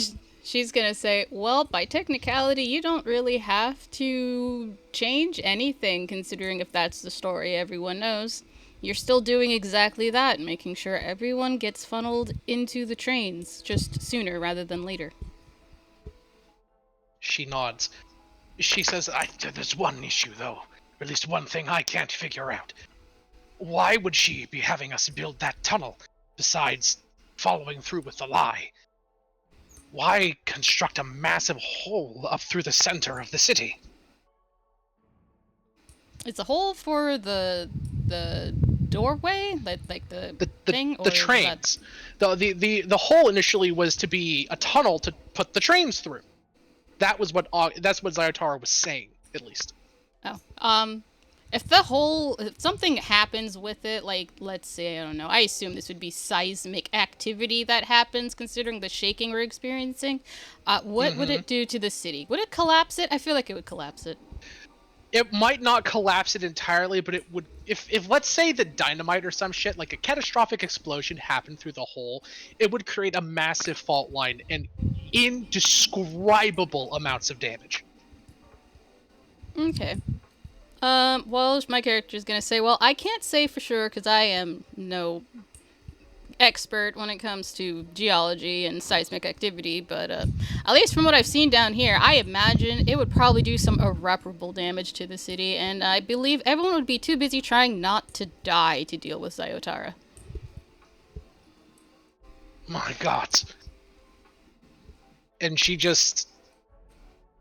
We can't let that happen.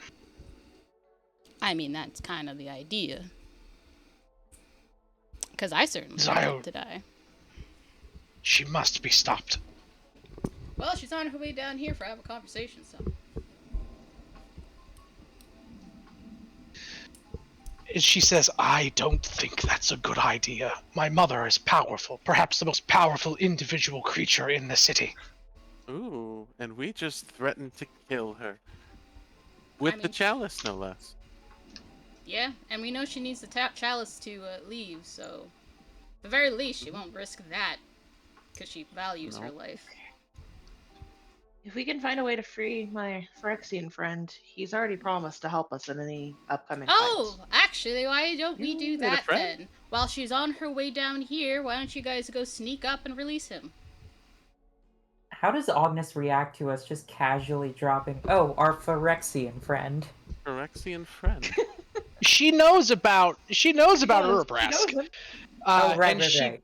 she just looks at you in horror and says, "No, I draw the line there.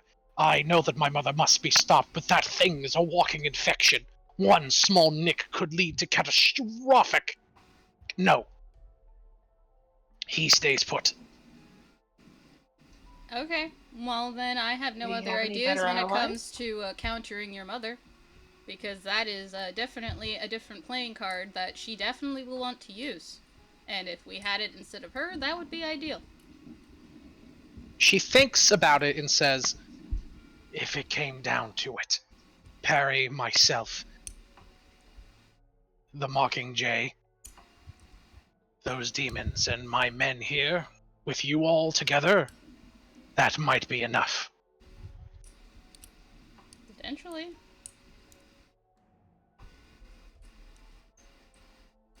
I mean, potentially also. I don't know what would happen if she stepped foot in here, but I imagine it would be very painful. So you could probably use that against her, maybe. I don't know.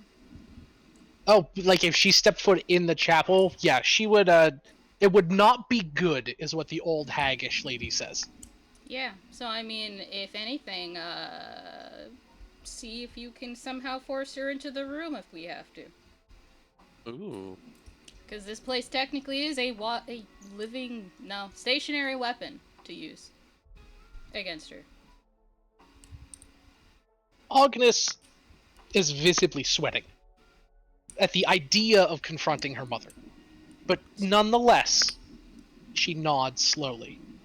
Very well.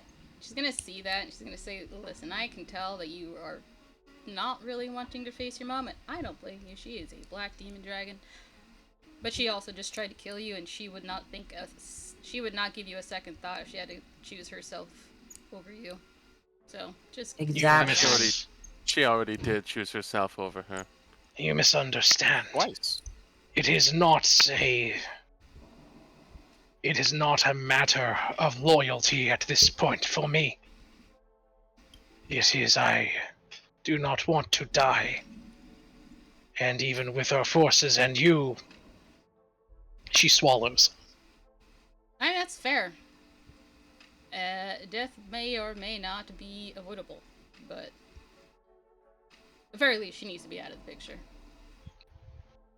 So is that what we're doing? Are you actually, like, scheming to kill Zyodara?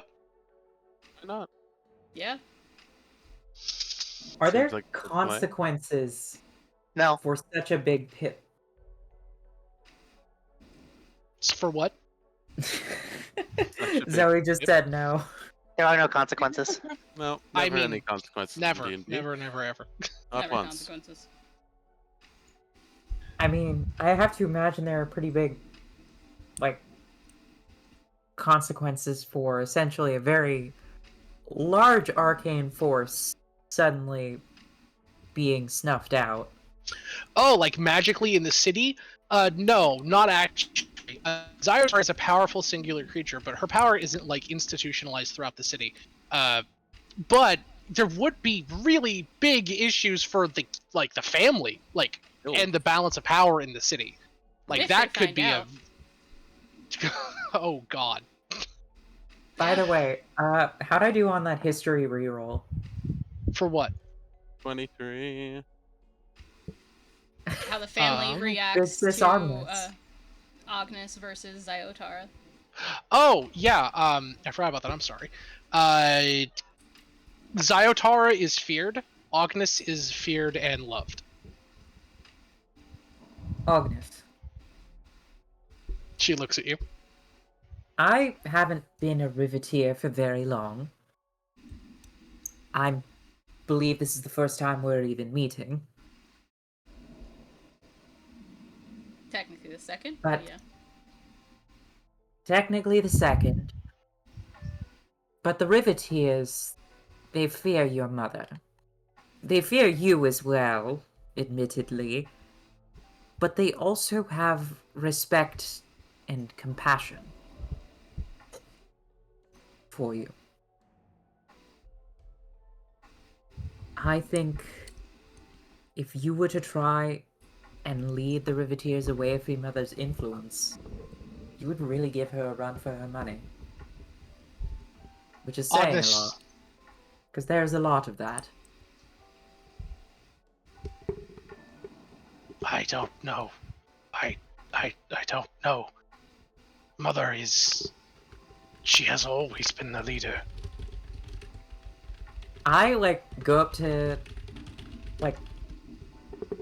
I painfully just saunter over, limping, kneel down and grasp her hands and say, Agnes, you are one big scary bitch. You can do Hang what it. you want. Yeah. Agnes blushes slightly. Wait a second. I mean, someone has to take over whenever Hold she's on. gone, so. No, hold on. No, hang on. Mario's Yeah? just gonna say someone has to take over whenever she's gone, so that's fine. What are parents good for, if not dying and being replaced by the ones that they've made? Mari That's the actually reason for your winces at existence. that. What? I mean, Not that story anyone's that's looking not at her at the time, but she winces at that. story that's not a great example. I don't think Agnes's situation is terribly common, and I'm sorry that your mother turned out to be abusive and manipulative and ready to. I'm sure it's painful for you to acknowledge, and there's going to be lots of time to process it afterwards. Right now, though, we have to do the unfortunate task of dethroning your mother. She means killing her. Most likely. Almost certainly. And She just sort of sits back and breathes heavily. you I don't, understand. Agnes, you don't have to be a part of that. No, I do. No one. I do. I take it I this do has not. been a long time coming. She looks down. I hate to say it, but yes. Yes, it has. Part of me, I think, always knew, but just did not want to believe it. She says, but I do have a plan. I do not think it is wise to face her here. She looks at you all. Why? This is the only place for sure that she's coming. She Okay. is. Hear me out. Go ahead. Face her inside of the forges up above, at our outpost. It has more space for us to spread out. In here we are confined. Her heat breath, which she can use even in human form, would be I've used that word so many times tonight. Catastrophic. Would be devastating. Oh.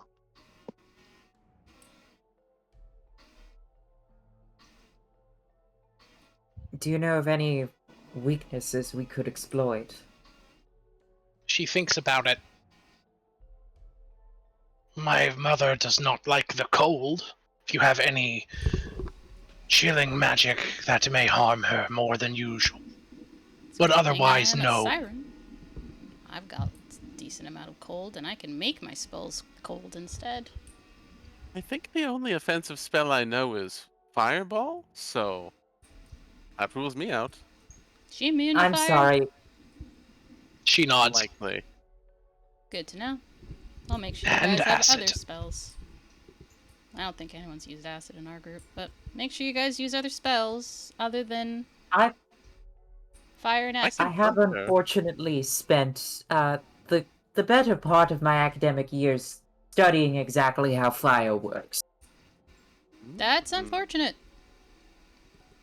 We I are can uniquely situated to fail at this. I'll see if I can go scare up some icicle thing. Ooh. Well, if you can, I would suggest. I don't know, actually, what spells do you know? I'd like to know. Cassandra unloads her, turns her bag over, and it's just full of, rolls of weirdly slimy tape covered in magical glyphs.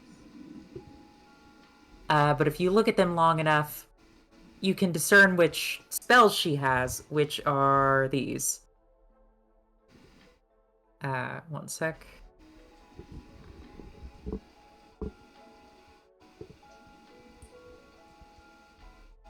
Firebolt, fireball, delayed blast, fireball. But actually, though,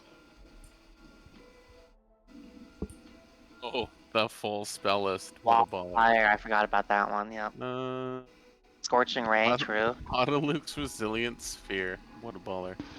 That, in a way, could help. Actually, that one might help. I mean, Put if her you in a put sphere. her, Put if you ice put in the her, sphere. Shake it. well, how does the? Almost. Could It's you the big ping speed the show. resilient sphere so I could read it properly? Uh-huh. She's mean- too big, very likely. Let's make it Yeah, Oh, I'm it's imagining Large she's size or too big. smaller? Well, I mean, that's assuming she decides to go full size, because then she'd be limited on movement if she's too big. Let's see. I mean, Large it's size not like or we could do smaller. anything to her if she's in the ball. It's just. I it's just mean, delay everything. technically speaking, if she's in a ball, that means I Roll have her into free the room. reign. Yeah, have free reign to roll her into the room. I also have free reign to just cast spells that would only affect her in the ball because she's in a ball. I also a also dragon. cannot express like how weird and squishy the rolls of tape are. Big B's hand. What? Well, I definitely would suggest you're going to be using Big B's hand quite a bit. And actually, I think that would be a really good spell, because maybe you could shove her in the freaking church. So, I definitely suggest using Big B's hand and the sphere if she's appropriate size.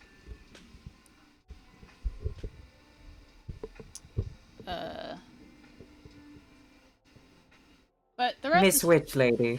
fine. Shatter is probably your other The spell old you've been hag? using a lot. Is that who you're talking to? Yeah, the old hag. Yeah.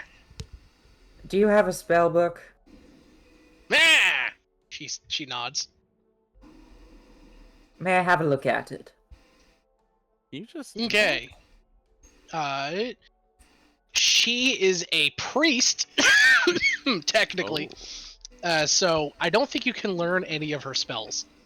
Let me see maybe. if there I mean, are that means she any. doesn't have a spell book. Doesn't that mean that case? She then? has a religious tome, Mm-hmm. which I think will count in this.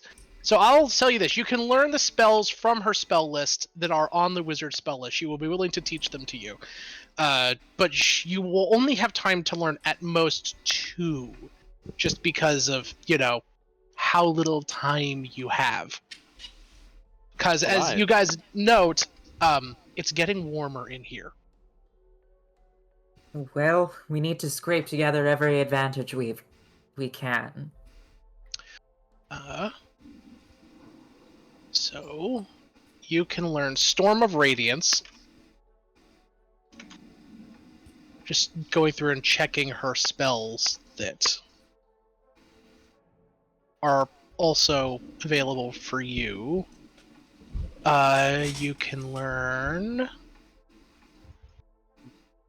It's a lot of conjuration shit.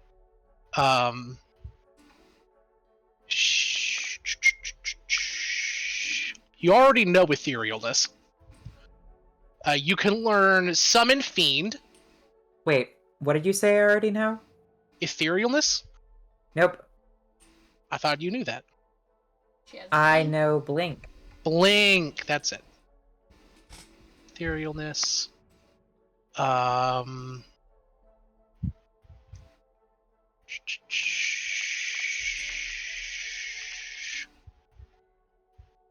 And you can learn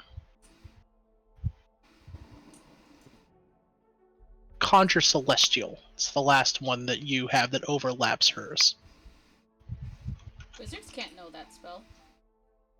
Wizards can't know that spell? I thought they could. They can have, I think, Dragon and Demon. Oh can yeah, one, you're but right. They can't. I don't have know why, but I thought. Celestial. No, you're right. You're right. Otherwise, I'd be playing a wizard more often. That's true. Wizard. Wizard spell list. Yeah, They that's can pretty much learn like anything and everything. They have like such a massive. except Child anything that's spell. druidic or clerical.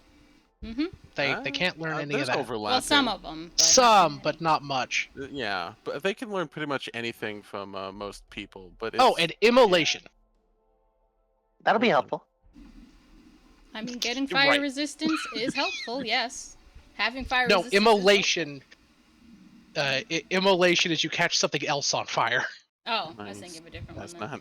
That's not. I know there that, is we a ain't spell capable of that's that. similar to it that you're on fire, but you're resistant to fire. I'm on Oh, fucking that's fire. Investiture of Flames. That's the one. That's the one I was thinking. Yes, that's what you learn.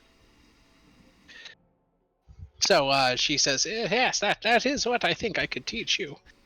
They're all powerful spells, but I don't know how much aid against Ziotora they would offer. There may be one other thing, she says, but it carries great risk. And what risk is that? Follow me, she doesn't say. Oh, okay. She Yeah, I just follow her. scampers. Cassandra That's an Cassandra easy limps follow. after her. I will walk beside you and hold you up. You're gonna be fine. This I'm okay, sorry. This is not an ass pull. This was in the dungeon previously. I've got a riddle for this shit and everything. She walks to what looks like the base of an old wizard's tower in the very back of the city. She points to it with her gnarled hand and says, I was never able to get this door open. It is magically sealed and locked, mechanically as well.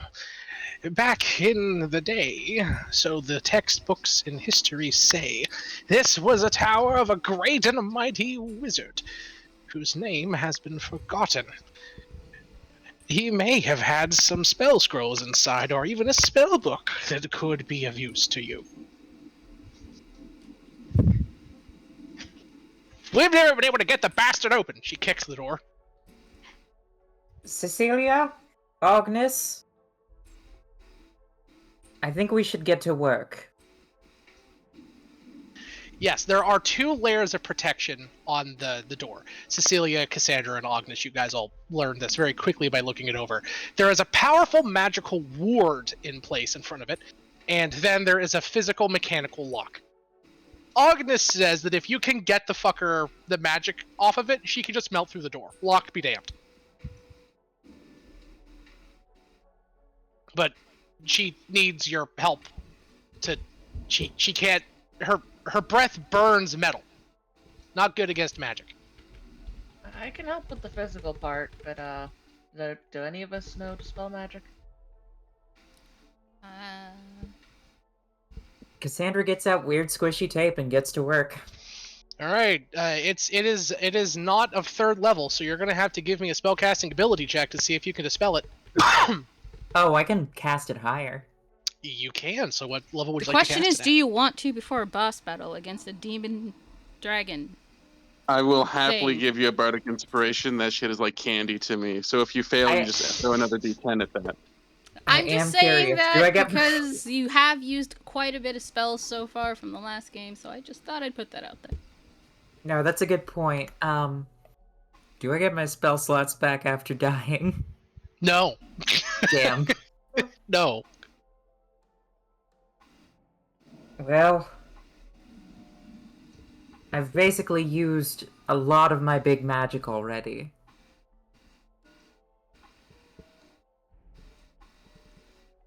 You want to ask Mari? I mean, I did already kind of ask, you included, if anyone could use dispel magic. I assume the 3 of you guys left, so she was just waiting in the other room. So, she's I'll not use there. that. But like, What ability? yeah. It's Am I just your just on spellcasting it? ability. It's your spellcasting ability check. It's a flat int plus your modifier. Proficiency? I don't believe so. Oh. Let me. No, it's just your stat mod. That's it.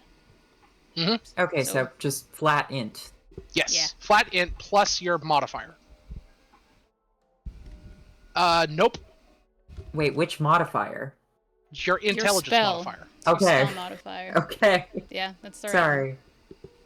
That's right. Oh, It get is the not. d10 for bardic inspiration. Roll Bardic Inspiration as Bardic Starry Inspiration does magics you not up. count towards this, I'm pretty sure, because it's not a saving throw. It is an ability It is check. a bardic Oh, inspiration it applies is to any ability roll check? that you fail. Period. It is Oh, a they spellcasting ability buffed it. check. Okay, never mind. They buffed it. I forgot. Yep, they did, and it works. The magical runes around the door sizzle and fade away. The old woman lets out a long, low whistle, and Agnes says, "All right, girls, step aside." And she breathes acidic flames on the door, quickly melting it to slag. To which Perry says, "I could have knocked it down if you needed, Perry's still here." And we love you, Perry. Thank you. I don't know who Well- you are, but you seem cool. Perry the Pubbler. He's a big rhino friend who's been helping you out this whole time. I feel like I've just been unconscious for the past month. I don't know. It's weird. Yes, you and me had a wonderful discussion about our preferred liquors to drink. I am Ah. quite fond of brandy, personally, and I've always wonderful been a whiskey rosé. gal, but I'm not that partial. He laughs. So, inside is a destroyed meeting room, from the looks of it, or a parlor of some kind. Destroyed chairs and rubble litter the entire floor. A single spiral stairwell curves around the exterior of the room, but leads into a destroyed and slagged over ceiling. The only thing remaining in the entire room is a full-length, beautifully ornate mirror that is seemingly untouched. I touch it. You touch it. The mirror lights up, and a Oh. humanoid face appears inside of the center. Without bidding, it says, "King Calzol's kingdom is long gone. Take 5 steps to the site of his grave. The first means to think it over. The second is over your thoughts. The third means one of something. The last must be stronger than anything. And the whole reveals everything. Now tell me, why did King Calzol's subjects bury him in a copper coffin?" Huh. Well, I'm not dealing with this. You said that so fast. Can this thing display words? I've got you, fam. I've got you, fam. King Calzol's kingdom is long gone. Take 5 steps to the side of his grave. The first means to think it over. The second is over your thoughts. The third means one of something. The last must be stronger than anything. The whole reveals everything. Now tell me, why did King Calzol's subjects bury him in a copper coffin? Something going on there. Can I ask to talk with Cecilia kind of in private? Just ask her if she wants to free her friend anyway, despite what the other individuals might want to do. Yes. All right. I suggest we go do that, and I'm also suggesting we don't tell anybody else.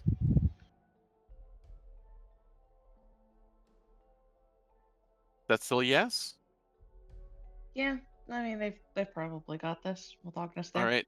Then we will probably turn a corner, and I will dimension door both of us out of this dungeon. As close Okay. to getting there as we can, and I will do that a total of 4 times if need be. It will take you 2 casts to get you inside of the inside of the Riveteer stronghold. From there, you can walk up to where it is, Done. and we'll do that in a sec. You burn 2 Perfect. castings. Hell yeah. Pre-boss battle, you all see Starry grab Cecilia by the shoulder and just poink. No. gone. We turn a corner. I go and Okay, I talk fine. with her. Fine, We you're turn a right. You're right. corner, No one and we sees fuck Starry off. and Cecilia blink away. You all just can't find them after a few minutes. Yeah, that's weird. that is really That's weird. odd. Maribel probably instantly knows because she can't detect our brain matter anymore. But Yeah. Okay, well that's happening. Perry says, "By Jove, I'm terrible with riddles." I don't think I'm any better. Are we? Does copper What have any happened to the- sort of... What happened to the 4th step?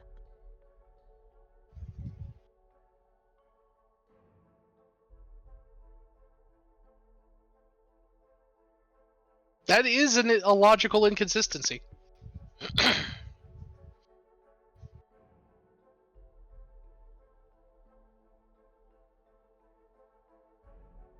The third means one of something. That is one of the lines of the riddle, yeah. Mm-hmm. What does Maribel think of the riddle? Harry's not there. We assume everyone's there. I said at the beginning, like when you guys are asking about the dispel magic, that she stayed behind. Unless She's someone probably wanted to guarding the shit out of that specifically chalice. go and like ask her to come by. Before I even talked to Stardy, that I would have asked you.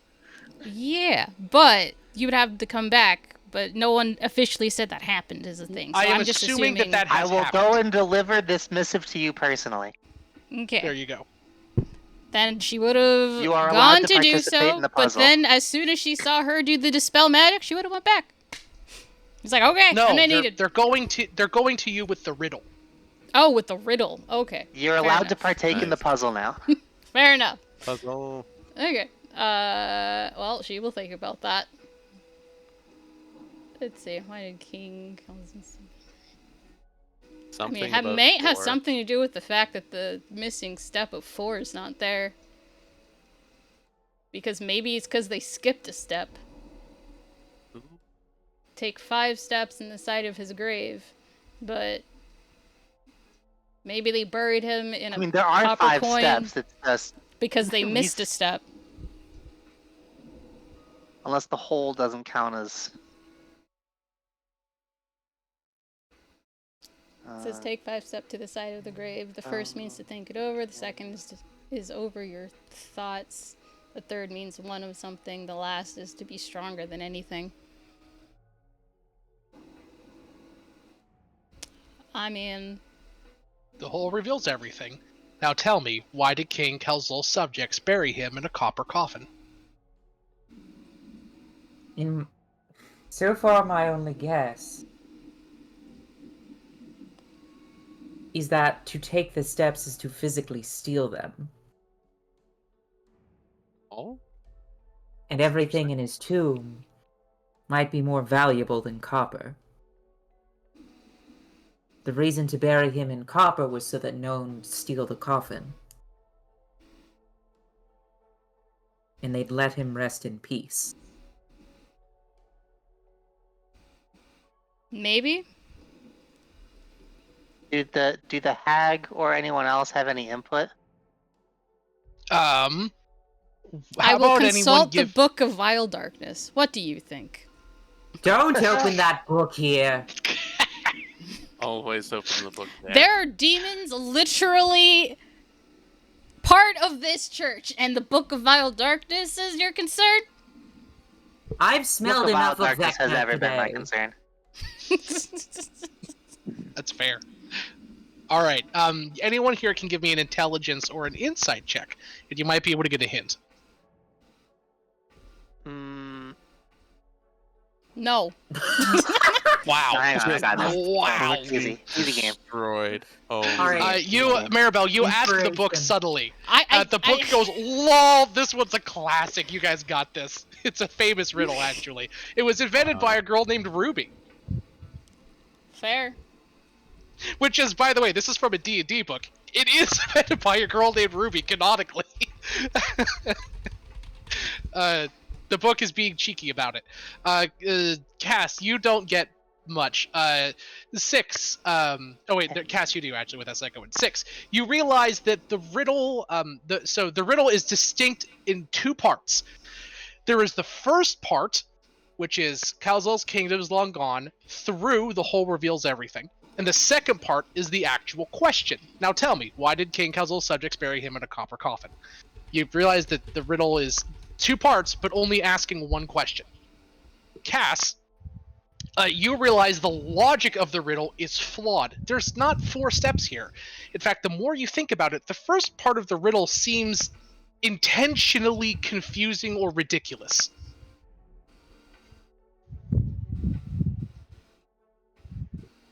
Maybe it's just because he's dead.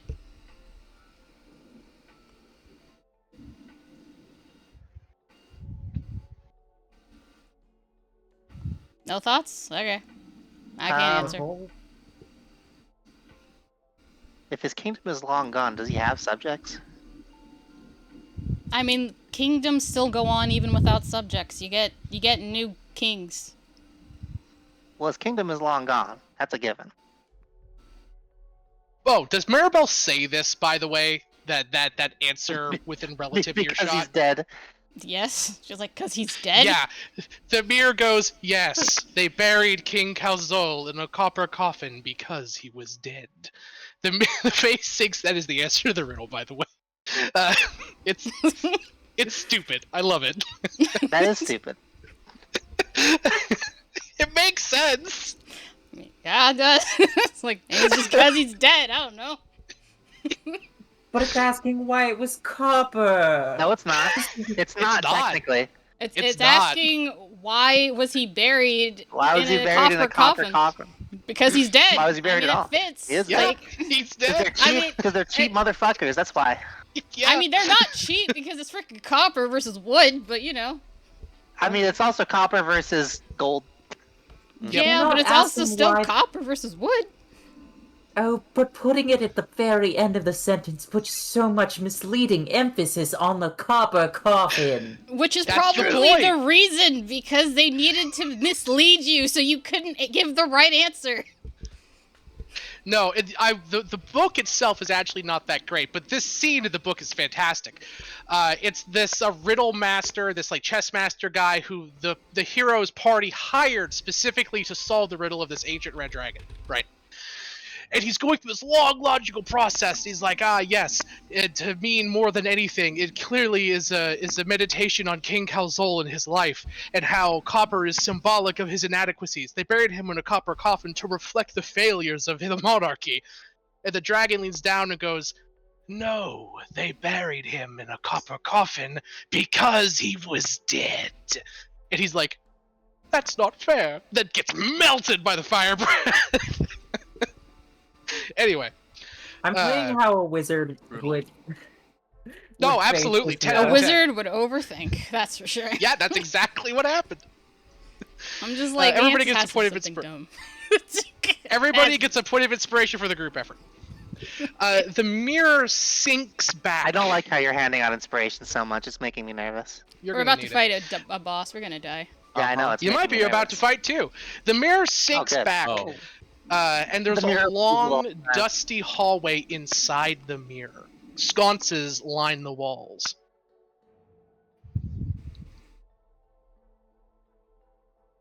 I enter. You enter. I limp. You limp inside. Does my Maribel go with? All right. No, I'm saying in the chapel. Okay. You all go deep inside, and you eventually round the corner. This is by the way, this is a permanent, magically hidden Mordenkainen's magnificent mansion spell. Whoa. The mansion resembles an ancient dungeon, very traditional. Cobblestone floors, brick walls, spider webs everywhere, dust on everything, sconces every so and so few feet. Room after room, they appear to be filled with different like scientific and magical devices. An alchemy lab, an enchanting room, a scrying room. Then at the very end, you come to a massive library, a tall tower at the end of the mansion. The spiral staircase goes up and up and up several floors. Hundreds of old, musty books line the walls. And sitting at the base of the staircase in an ornate glass display case is a jewel-encrusted skull. Oh. Well, Oh no. Good Oh, thing Mario's yes. not here. Anyways, I'm gonna mute myself. Mm-hmm. Oh, great. A Give it a touch. flashery. What? You are wise. A hissing whisper echoes over the bookcases, and a No, shade I'm like not wise. You're just unoriginal. hey, a shade-like figure appears in I'm front going of to you. go ahead and just say maybe don't insult right now. Just bite There- back on that for a second, please. In front of you apparates a ancient skeletal figure, translucent, with hollow pinprick glowing eyes. It looks strange. Cass, you know what liches look like. Of course, this is not a type of lich you think you've ever seen. It looks to be the ghost of a lich. Is that possible? Never mind. That's quite novel. Compliments are Watch. great. Keep doing that, yeah. It holds its hands out to the side and says, "What can I say? Accidents happen and can have unforeseen benefits. I am most impressed. The Ruby's riddle is not one easily seen through, but yet you and your friend have made your way into my mansion. Tell me, what can I, the great Caligar, do for you before I extract your souls?" How do you feel about fighting demon dragons? He raises an eyebrow. Conceptually, it is an intriguing prospect, but one that I have not ever deemed possible. He raises an eyebrow. Possible because you couldn't do it, or possible because there isn't a demon dragon? The latter. There is a demon dragon, and if you want the chance. It laughs a resounding cackle in the room. I see. You are in need of power, so you have sought the great Caligar to aid you in your struggles. Perhaps I can lend you aid, but there is a condition. Shoot. Simple. My, as you so aptly noted, phylactery is stuck inside of this manse. The situation that I've found myself in has resulted in me not able to move it. It kind of like wiggles its hands through the skull. And I am trapped here. Agree to free me from my mansion and deposit me in the city outside, and I shall aid you in facing this beast.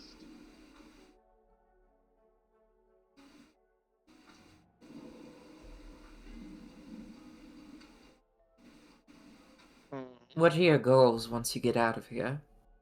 What all creatures yearn for: freedom. The city that I lived in, Capenna, if so it still stands outside, was beset by a horrible force. Monstrosities from beyond the plains. I sought to hide myself in my tower, something I thought would be a temporary reprieve. But something horrible happened. The city was destroyed. Immense magical emanations disrupted my spell and sealed me within. Trapped here, and, well, my mansion supplies infinite food, but I yearn for companionship and existence. Unable to escape, I sought the form you see before you. But something went wrong. The casting was incomplete as I did not have all the necessary ingredients. After all, I was trapped here, which resulted in me being this shade that you see before you. I would seek a way to restore myself to life and be free from this accursed tower. By any means necessary. Of course.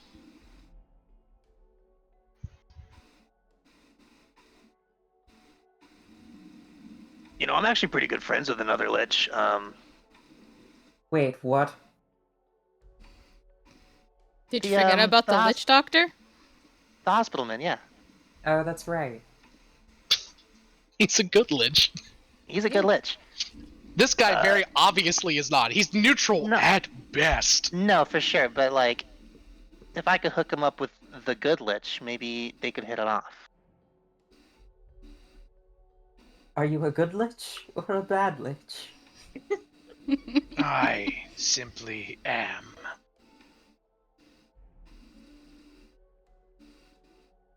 But yeah, Cassandra no, I can. Cassandra turns to Neon and just sort of like whispers, "This guy's evil as hell." Yes, no, I got there actually. I've arrived at that. Mari looks at her her watch like, man, they're taking their time in there. Tick tock, tick tock. So The dungeon is getting hotter and hotter and hotter. Yeah, The like, ceiling at this rate, they're tiles not are. gonna be able to copy down any spells.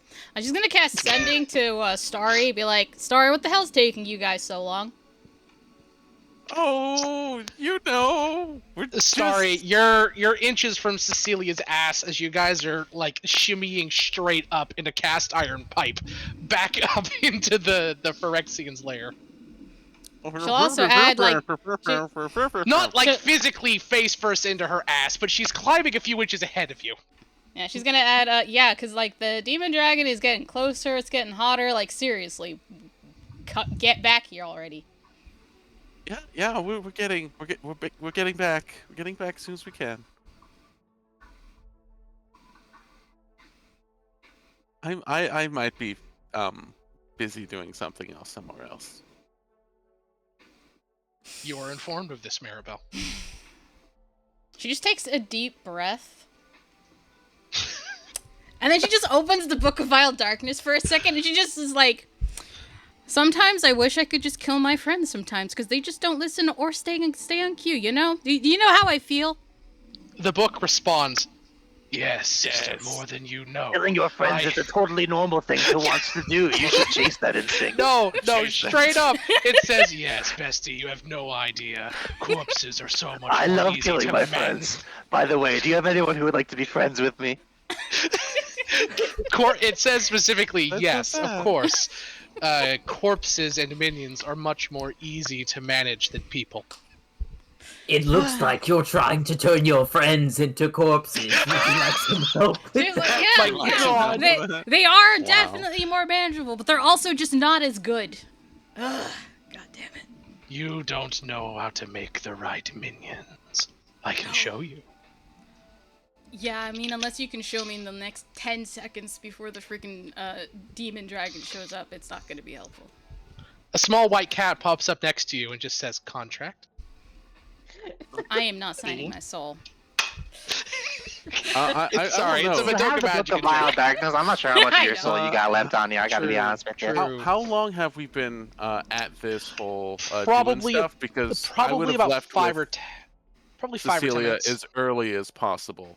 You've been gone 5 or 10 minutes. You're about halfway there. Okay, Eh, we would have eh. left like immediately. Is Oh, kind I of know. what I wanted to do. Okay, fair enough. I know. It still it's takes a time bit to of a way. travel. It takes Like, time. yeah. It takes took us time. a while to get here from just over there. Like, it's going to take It did. Yep. It Yeah, did. I did. So Yeah. Yeah. She's going to... I'm just gonna say this. That's There is a 1,000. I know. There is a very real chance you will Mhm. not be able to enter the combat if one breaks out. There is a chance. We will see. She's gonna but, cast what do you? sending again, but this time Go to ahead. Cass. Sorry, not Cassandra. She's gonna say, Cassandra. yeah. She's gonna be like, where are you guys? It's getting hotter in here. The dragon's coming. It's getting. I don't know hot what you're in doing, here. but please be faster. You're not gonna have time to copy spells at this rate. What's going on? So hot. Dude, it's freaking hot in my room. Dying. Yo, same. It's 81 Ooh. degrees up in this fucker. Yeah. Oh. You guys don't have to roleplay. I don't have to Yeah. roleplay. It's freaking hot. So, Frustration comes natural. so, Cassandra, you hear this in your head. This thing is called, by the way, a Lich Shade. Says to you, so you know my terms. I will not harm you and your friends, and I will even aid you in destruction of this demon dragon. In return, you will free me from this place and simply deposit me in the nearest metropolitan area. Or inhabited area is the words he would use. You might want to let them know that the entire I mean, you could also freedom not that let they're them hinging know. on. I don't understand why I have to tell him that. Yeah, All right, you could just fair let him enough. not know. I mean, he could be in a Doom world. That's fine. He said get me above ground. Yes, Yeah, that's he that's didn't- all he cares about. He didn't say which above ground. He didn't say that the city had to be intact afterwards. Okay, monkey paw this guy. You got it. Yeah. Yeah. Cassandra, do you want to respond to the sending and apprise Maribel of the lich I'm negotiating with? We're talking with a lich. Oh my god. By the way, yes, I you did guys- just plunk a lich randomly in this dungeon. You 'cause I guys thought it'd be just funny. hear, although we're far away, somehow you guys hear the very clear sound of a book thud to her forehead. A very visceral sound that just echoes into the halls and You just into hear the a thunk, thunk, thunk, thunk, thunk It's from like- the distance. Insert the Monty Python chanting. Oh, what, you mean like the continual head slap of everyone around? Yeah, just like just the thunk of the Oh, good book lord. to the forehead. She's like, oh my god, I can't.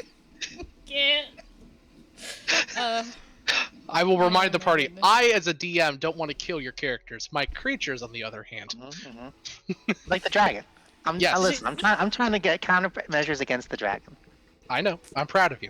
Cass, what do you tell the lich? By the way, Maribel, as you're sitting there looking at your wristwatch, the smoke is billowing into the dungeon, and you hear the clack, clack, clack. Are those high-heeled shoes? Yes. Yes, she they are. hears that, and Hell she's like, yeah. she's gonna cast sending one more time. She does not care what the response is. She's gonna say, she's basically at the entrance of the hallway. I can hear her heels. Just get here. I don't care what the lich wants. Just do it. I don't care. Just get here already. Heard, Okay. hey, heard. I haven't man. had a lot of opportunity to speak. Hey, Cass, you can speak. What do you want to? Neon's mouth is Alternate. open to agree to get this guy above ground if he helps with the dragon. So if you wanted to stop that, this is your one chance. I don't have many options here. The lich looks around and holds his hands out wide and says, "You have found yourself in the lair of an ancient lich, making a deal. Few in your position do.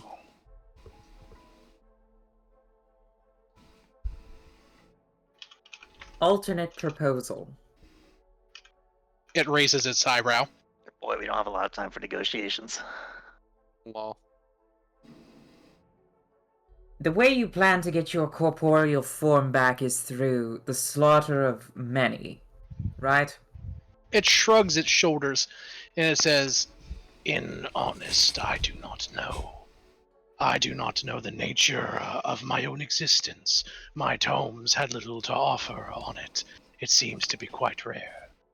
I just know that I have been slowly degrading over the eons. I seek to halt this process and seek revival.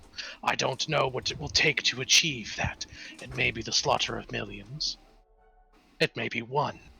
It may be none at all. I only promise that I will seek it, no matter what." Alright, I will ask for your aid. In exchange, I will personally help you get your corporeal form back. However, I am able to put stipulations on what means we use. It looks at you and says, "You agree to be my host and help me get my body back?" For a time. Interesting. Look- Oh boy. Agreed. Put your hands upon my phylactery. Cassandra does so. Energy from it seeps out into your hands. You feel a dark energy course through you, and you have a small arcane rune on your hand. Contract accepted. Twinsies. You can now touch my phylactery without the fear of death. Twinsies.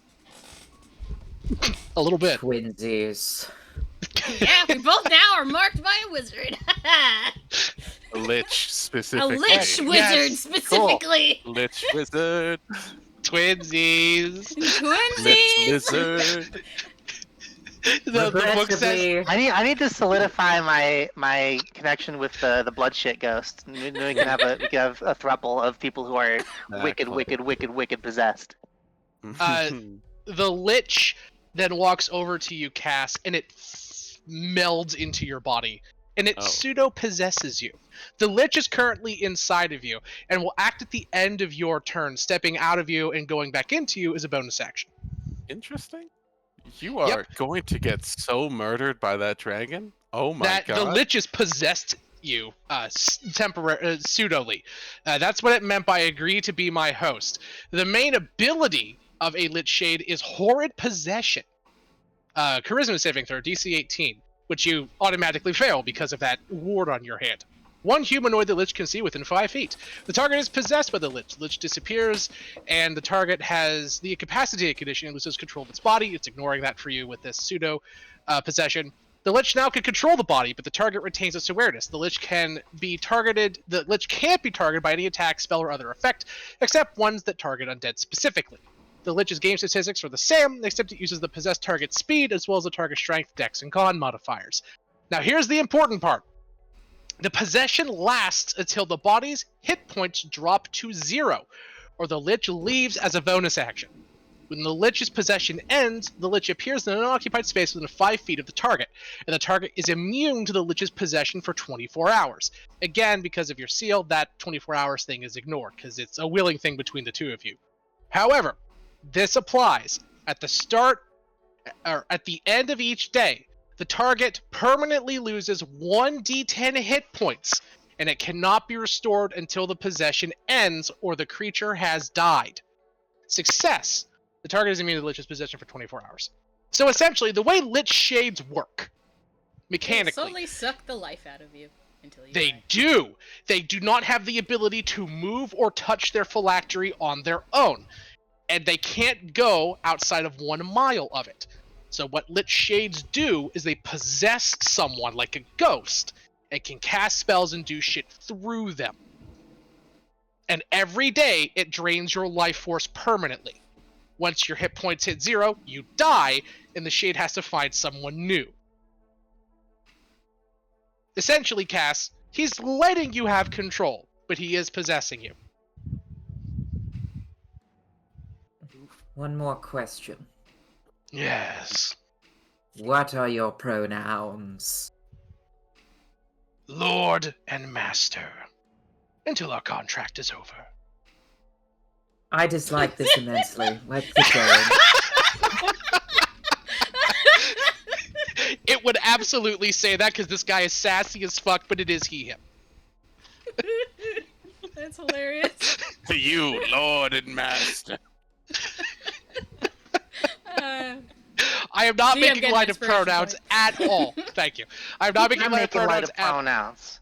I'm I have not. pronouns. They are absolutely valid, and it's a valid question to ask, but this Lich is a sassy bitch. He would Mhm. say that.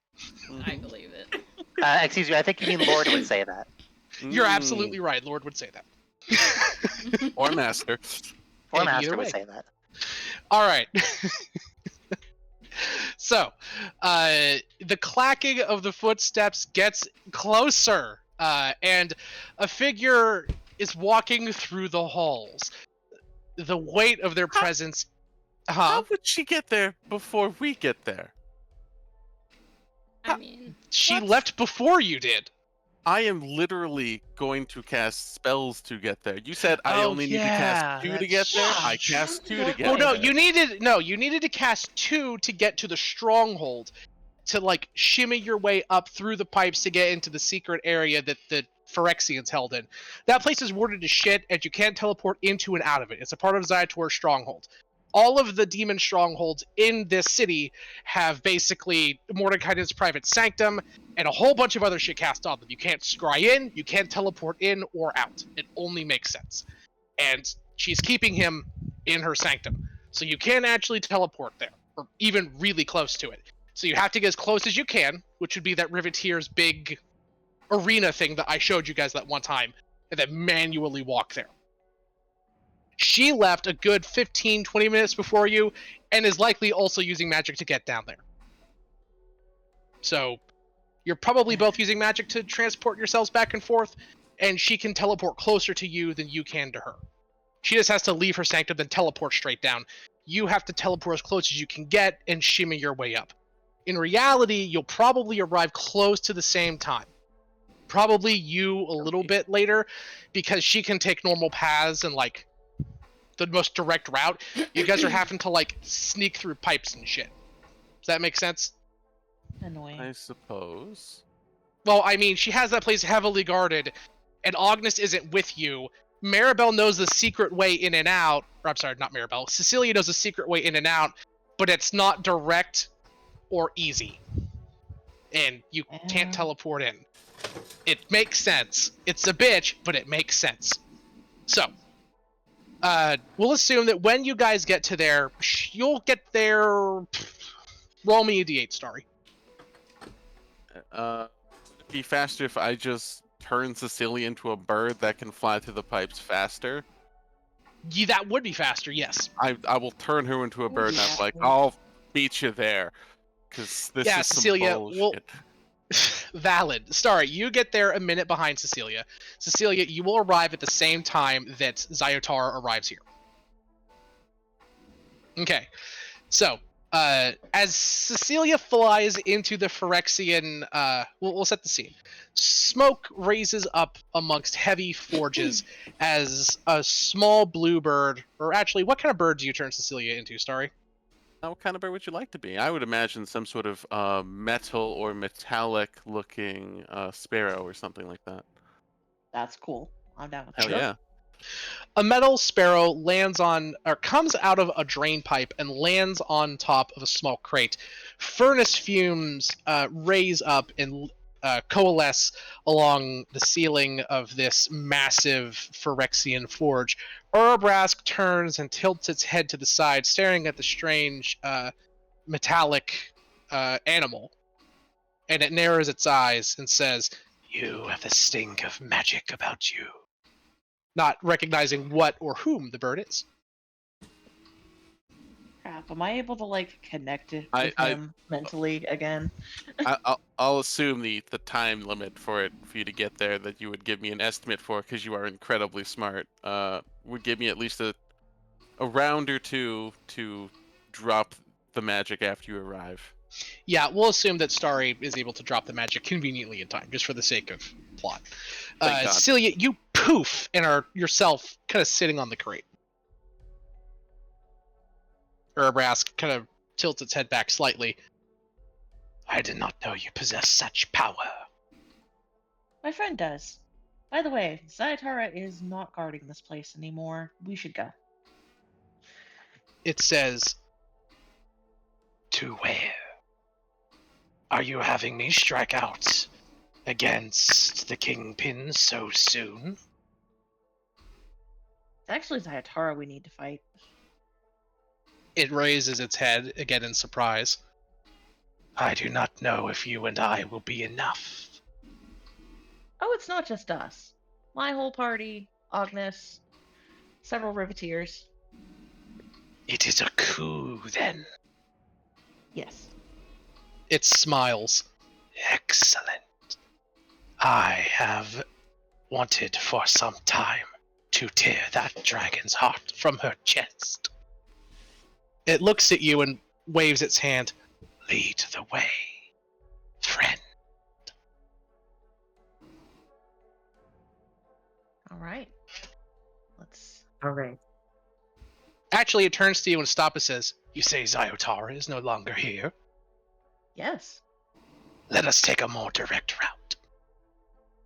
route. From the outside of the room, a massive set of steel double doors sits, with two large ogre bodyguards on each side of it. They kind of stiffen a bit as the air gets hotter and hotter around the double doors. Suddenly, they explode outward, half melted from the inside, shrapnel and slag going everywhere across the long entryway as Urabrask bounds through like a hunting cat, all razors and talons and flame, with Cecilia on its back, bounding downwards 120 feet per round towards Starry. I would love to just like as that happens, Starry's in a pipe that's just above all that shit, and it breaks, and she just comes tumbling down and out, full of soot and shit, just bam, bam, hitting everything on the way down. You You just hear slam her it. cussing the whole time. You hear a flapper girl cussing as she slams down next to Urbrask mid-stride. A long spiny tail snatches you by the ankle, Starry, flips you up on its back next to Cecilia, and you're off Screaming the whole way. Let's go. the whole way. You're on your way, party. We'll see if you make it in time. As this is happening, Maribel, Cass, you guys are on your way out of the massive mansion that you guys were in. Maribel, you and Agnes are alone in the room, and on Hello, the magpie disappears, and then Hello turns invisible. These guys are all in the back corner. I'm assuming your zombies are going to be in there with them, right? No, they're gonna stay out there. Oh, really? Yeah, they're gonna stay out there. Cass and But Neon. her angels will be in the room, like right against like the whole These wall, like guys. guards. Although they'll probably be out of sight. Are here. Perry is going to be next to you, Mari. Wherever you are. Where are you? I don't see you on the map. She's Oh, you're up there. yeah, Hey, y'all. she's Yeah. like there. I should probably head to bed. We're gonna call it here in just a second. As you're all standing around a tall feminine figure, and I don't have art for this because Zaratar doesn't have a physical form in art. She's just a big fucking dragon. But a tall feminine figure with dark skin walks into the room.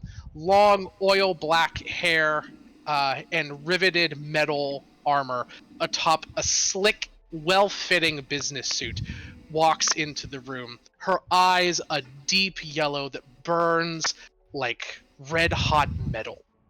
As she looks about and sees everyone around, and sees Agnes, and sees Maribel in the church. In a calm but deep voice, she says, "You need more if you're thinking of doing something stupid." Mari's just gonna smile and just hold up the chalice in her hand because, as I said, she was just holding on to it and attuned to it. She's just gonna say, "Why do I need to do anything stupid? You're the one who has to not do something stupid to make me use it." She says, "Use the chalice. It is a zero-sum game for me.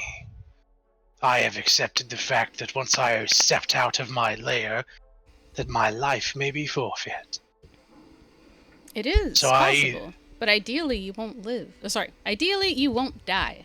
Ideally no one's gonna have to die, but I mean, we do what we have to.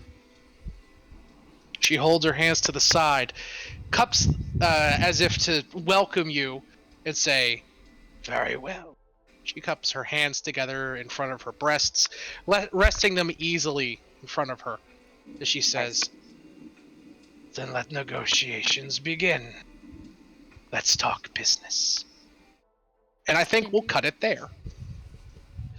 As you all have got an ancient black dragon demon to the table. Indeed. Talking shop. Indeed we are. Neon is a married woman, but I, player, am barking and hooting and hollering. That's fair. Fair. Oh. Yeah, I like. This is not what I expected. It never is. It never never is. is. You guys always. I would never... like it if you pointed out when it was exactly what you expected. I will when it happens, I but it's not expected happened this. in like a decade. Because, well, I feel like you say I didn't expect this a lot, and it might just be bias because you wouldn't say when it went to plan, probably. It No, doesn't. he's done that before. I have. He's like, It just doesn't happen much. The reason why it doesn't happen much is because after so many years and knowing my players and knowing how my players play, I tend to not make plans anymore. I don't ever plot out the narrative of my campaigns from beginning to end. It's more like a long checklist of motivations that all of the different main antagonists have, and the idea of how the world works enough to know what they would do to achieve those objectives. The world moves on its own, but mostly reacts to you guys. So in reality, like, I know what all of the family heads want, what they're all doing to achieve those wants. Like, for example, I didn't, like, plan for Agnes to ambush you guys in this dungeon in this way. But when you told her to fuck off and intimidated her away earlier in the ruined city, I knew that Agnes's pride and Ziotar's schemes would not allow that to go unchallenged. And I know, them being red, green, black aligned creatures, they would take a violent, destructive reprisal, i.e., smashing their way into the dungeon and attacking you face first. Like, see what I mean? Like, that's how my thought process for the campaign goes. It's never like, here's a plot line of like everything that's going to happen from beginning to end. I vaguely know the big events that should happen, but the path to get from A to B to Z is really malleable. It kind of goes from session to session. Does that make sense? Sure. Yeah. Like, So Sam knows there's a lich there. He knows we're probably going to try to make love to it or befriend it. One of the two. And I am notorious for trying to befriend things. yeah. I feel like I'm about to become the I think world's it's working. strangest magical girl. you might be. One of them. Maribel might already be there. I mean, many magical, maybe? strange people in I don't this know if party. I'm there, but you know. You might basically... at devotion like 15, you may or may not get a magical girl-esque transformation where you become a pseudo lich and like get a fly speed and become deathly looking. Oh There you god. Deathly This beautiful. outfit Cough, is cough. needed to use my power. Have you guys Now seen spin that? 3 times and do a flip. Have you guys seen that online animatic? I really, really, really don't want to be a magical girl or whatever the fuck it's called. That's been going around. Cute. It's so good. For those of you who haven't seen it, it's about a magical girl in like middle school or some shit who is like over being a magical girl and just desperately wants to have a normal life. It is really cavalier and jaded about the whole thing. And so like her main villain, who's a parody of Tuxedo Mask, shows up to like challenge her to a duel, and she just busts his kneecap with a lead pipe. Hell yeah. Like, that's so much faster I than all the cast magical bullshit. Shatterbones. Yeah, I cast lead pipe to kneecap. It's super effective. Yes. Anyway, so yeah, I never really like. So I do know what the plot is. I shouldn't make that statement. I do know what the plot is, know what the plot thread and points are. But I just read enough of the material to like know that I can how to adjust the story depending upon what you guys choose to do. Like Emil said, I knew there was a lich in this dungeon because I put him there. I know what his goals are. I know what he wants. You might have never went into that room. You might never have answered the puzzle. As you walk through the dungeon, you could have just went straight to the boss and killed her and took the chalice. That's a timeline. And that room was never used. But you guys said we need mage magic power, like a spellbook or something, and the old lady knows that there's a wizard's tower here. She never said there was a spellbook inside. She just said there's a wizard's tower. Who knows what's in there? Source of And magic. then, A best friend is in there. yeah, you Yeah. found what was in the wizard's tower. It wasn't a spellbook. It was a But- best friend. It was Caligar the Voracious. It's true. I mean, And now you have a mini boss encounter that is helping you fight a Is boss DM encounter I didn't remotely plan on. I did not Yeah. think, like, I thought you guys were going to try and avoid Zayotara like the plague and diplomacy this. I straight up didn't think you guys would immediately jump to, nah, we're going to kill this bitch. I mean, it would be nice if the I mean, diplomacy there's would a work. I distinct just think it's possibility extremely that we're going to unlikely. diplomacy it because I don't know when my friends will come Yeah. back. So I'm like, all right. Exactly. Right And time. you might need to use that chalice. Zayotara is an arrogant, bullheaded, selfish, evil dragon. She does not want to die, but in her mind, kneeling and surrendering would be worse than death. So Yeah. there's a good chance where she's like, all right, bitch, calling your bluff. Fire breath. And then we roll initiative. Like, that might happen. I don't know.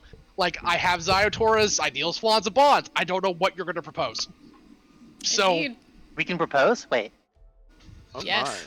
if you got a big enough ring, I can figure it out. My other wife is an artificer, so like we can. Do you have a solid gold like belt that you could use as a wedding band? I mean, not yet. Soon. Listen, I have ideas that I can just spit out, and something might be more appealing than death to her. So who knows? Like marriage Indeed. to a young Firbolgian ranger, and also she a definitely slightly won't mention less it young because elven artificer. she definitely won't mention it because you guys aren't here. She's like, she does not know how long it's gonna take for you guys to get back, but so she's like, all right, I'm just gonna assume She's not here they're right dead. now, but I've got a friend who would probably be down to marry you. Yo, I got this like really down bad Firbolg that you're 100% her type. Listen, she's married right now, but she's also one of the gayest people I've ever met, so like there's a decent chance. That's true. Oh, goodness. That's true. Zyrotara's romantic interests are gold-plated and gem-encrusted. Mari's just going to assume the worst and assume everyone died on whatever they're doing right now until they show up. And then Talking with a lich while they're dead. Okay, let's try to figure out plan genuinely D. valid assumption. pretty much. Like, Starry like- disappeared and is going to a Phyrexian mini-boss. Cass and fucking Neon stumbled into an actual goddamn lich that was in here for some fucking reason. And now Yep. you're alone with a whole bunch of NPCs with the most dangerous bitch in the city. Literally, Exactly. like, let's talk So- shop. So she's just gonna be like, all right, I'm just gonna assume they're dead, and I'm just gonna do whatever it takes to survive the situation. It doesn't matter. Yep. yep, This yep, is yep. this is what improv is all about, baby. This is some interesting shit. Exactly. And I'll say this: at the moment, Zayotara is a fascinating combination of enraged, intrigued, and amused.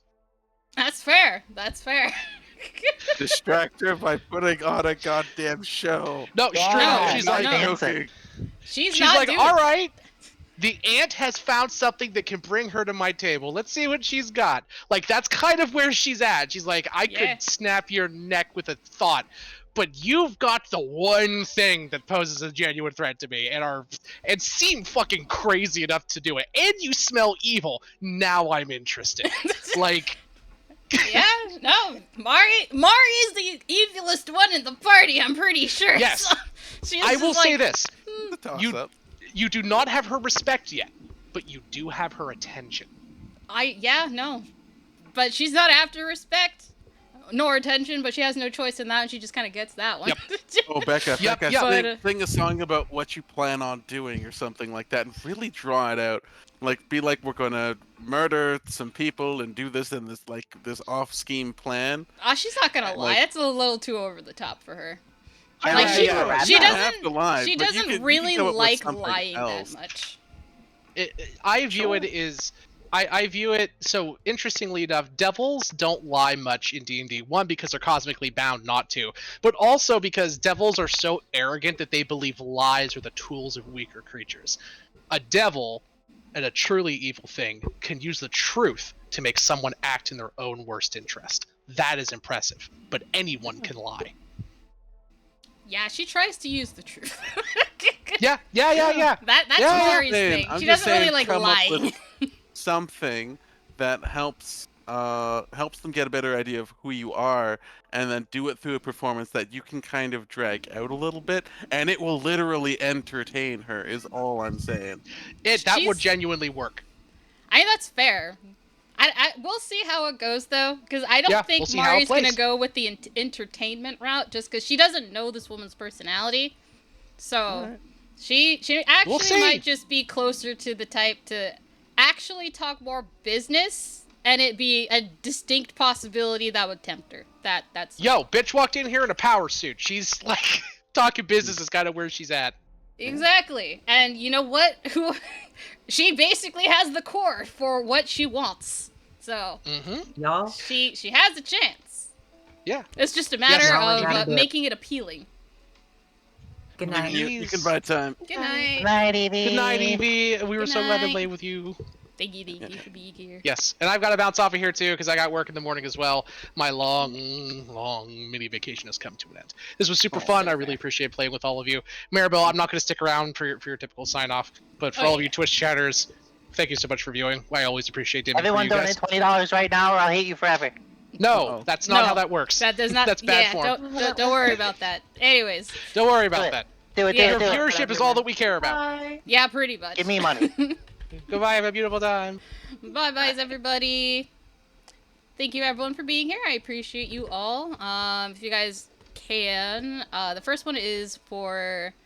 The first raid message is for those who are following, and then those who are subbed can use the second one.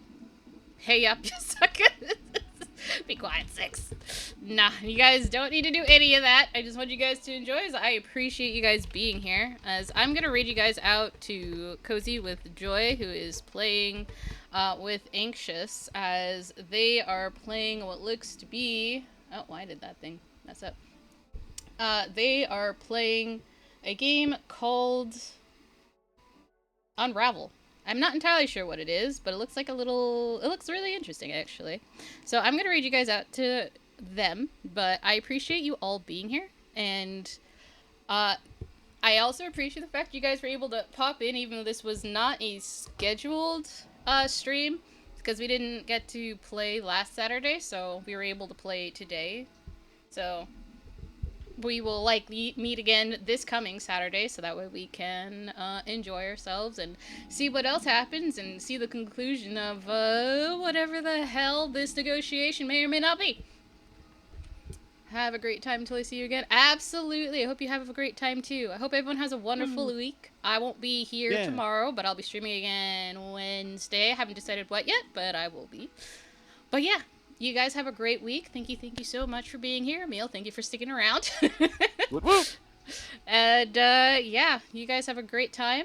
Good luck with work and everything you guys got this week. But yeah, have a great time until I see you guys all again.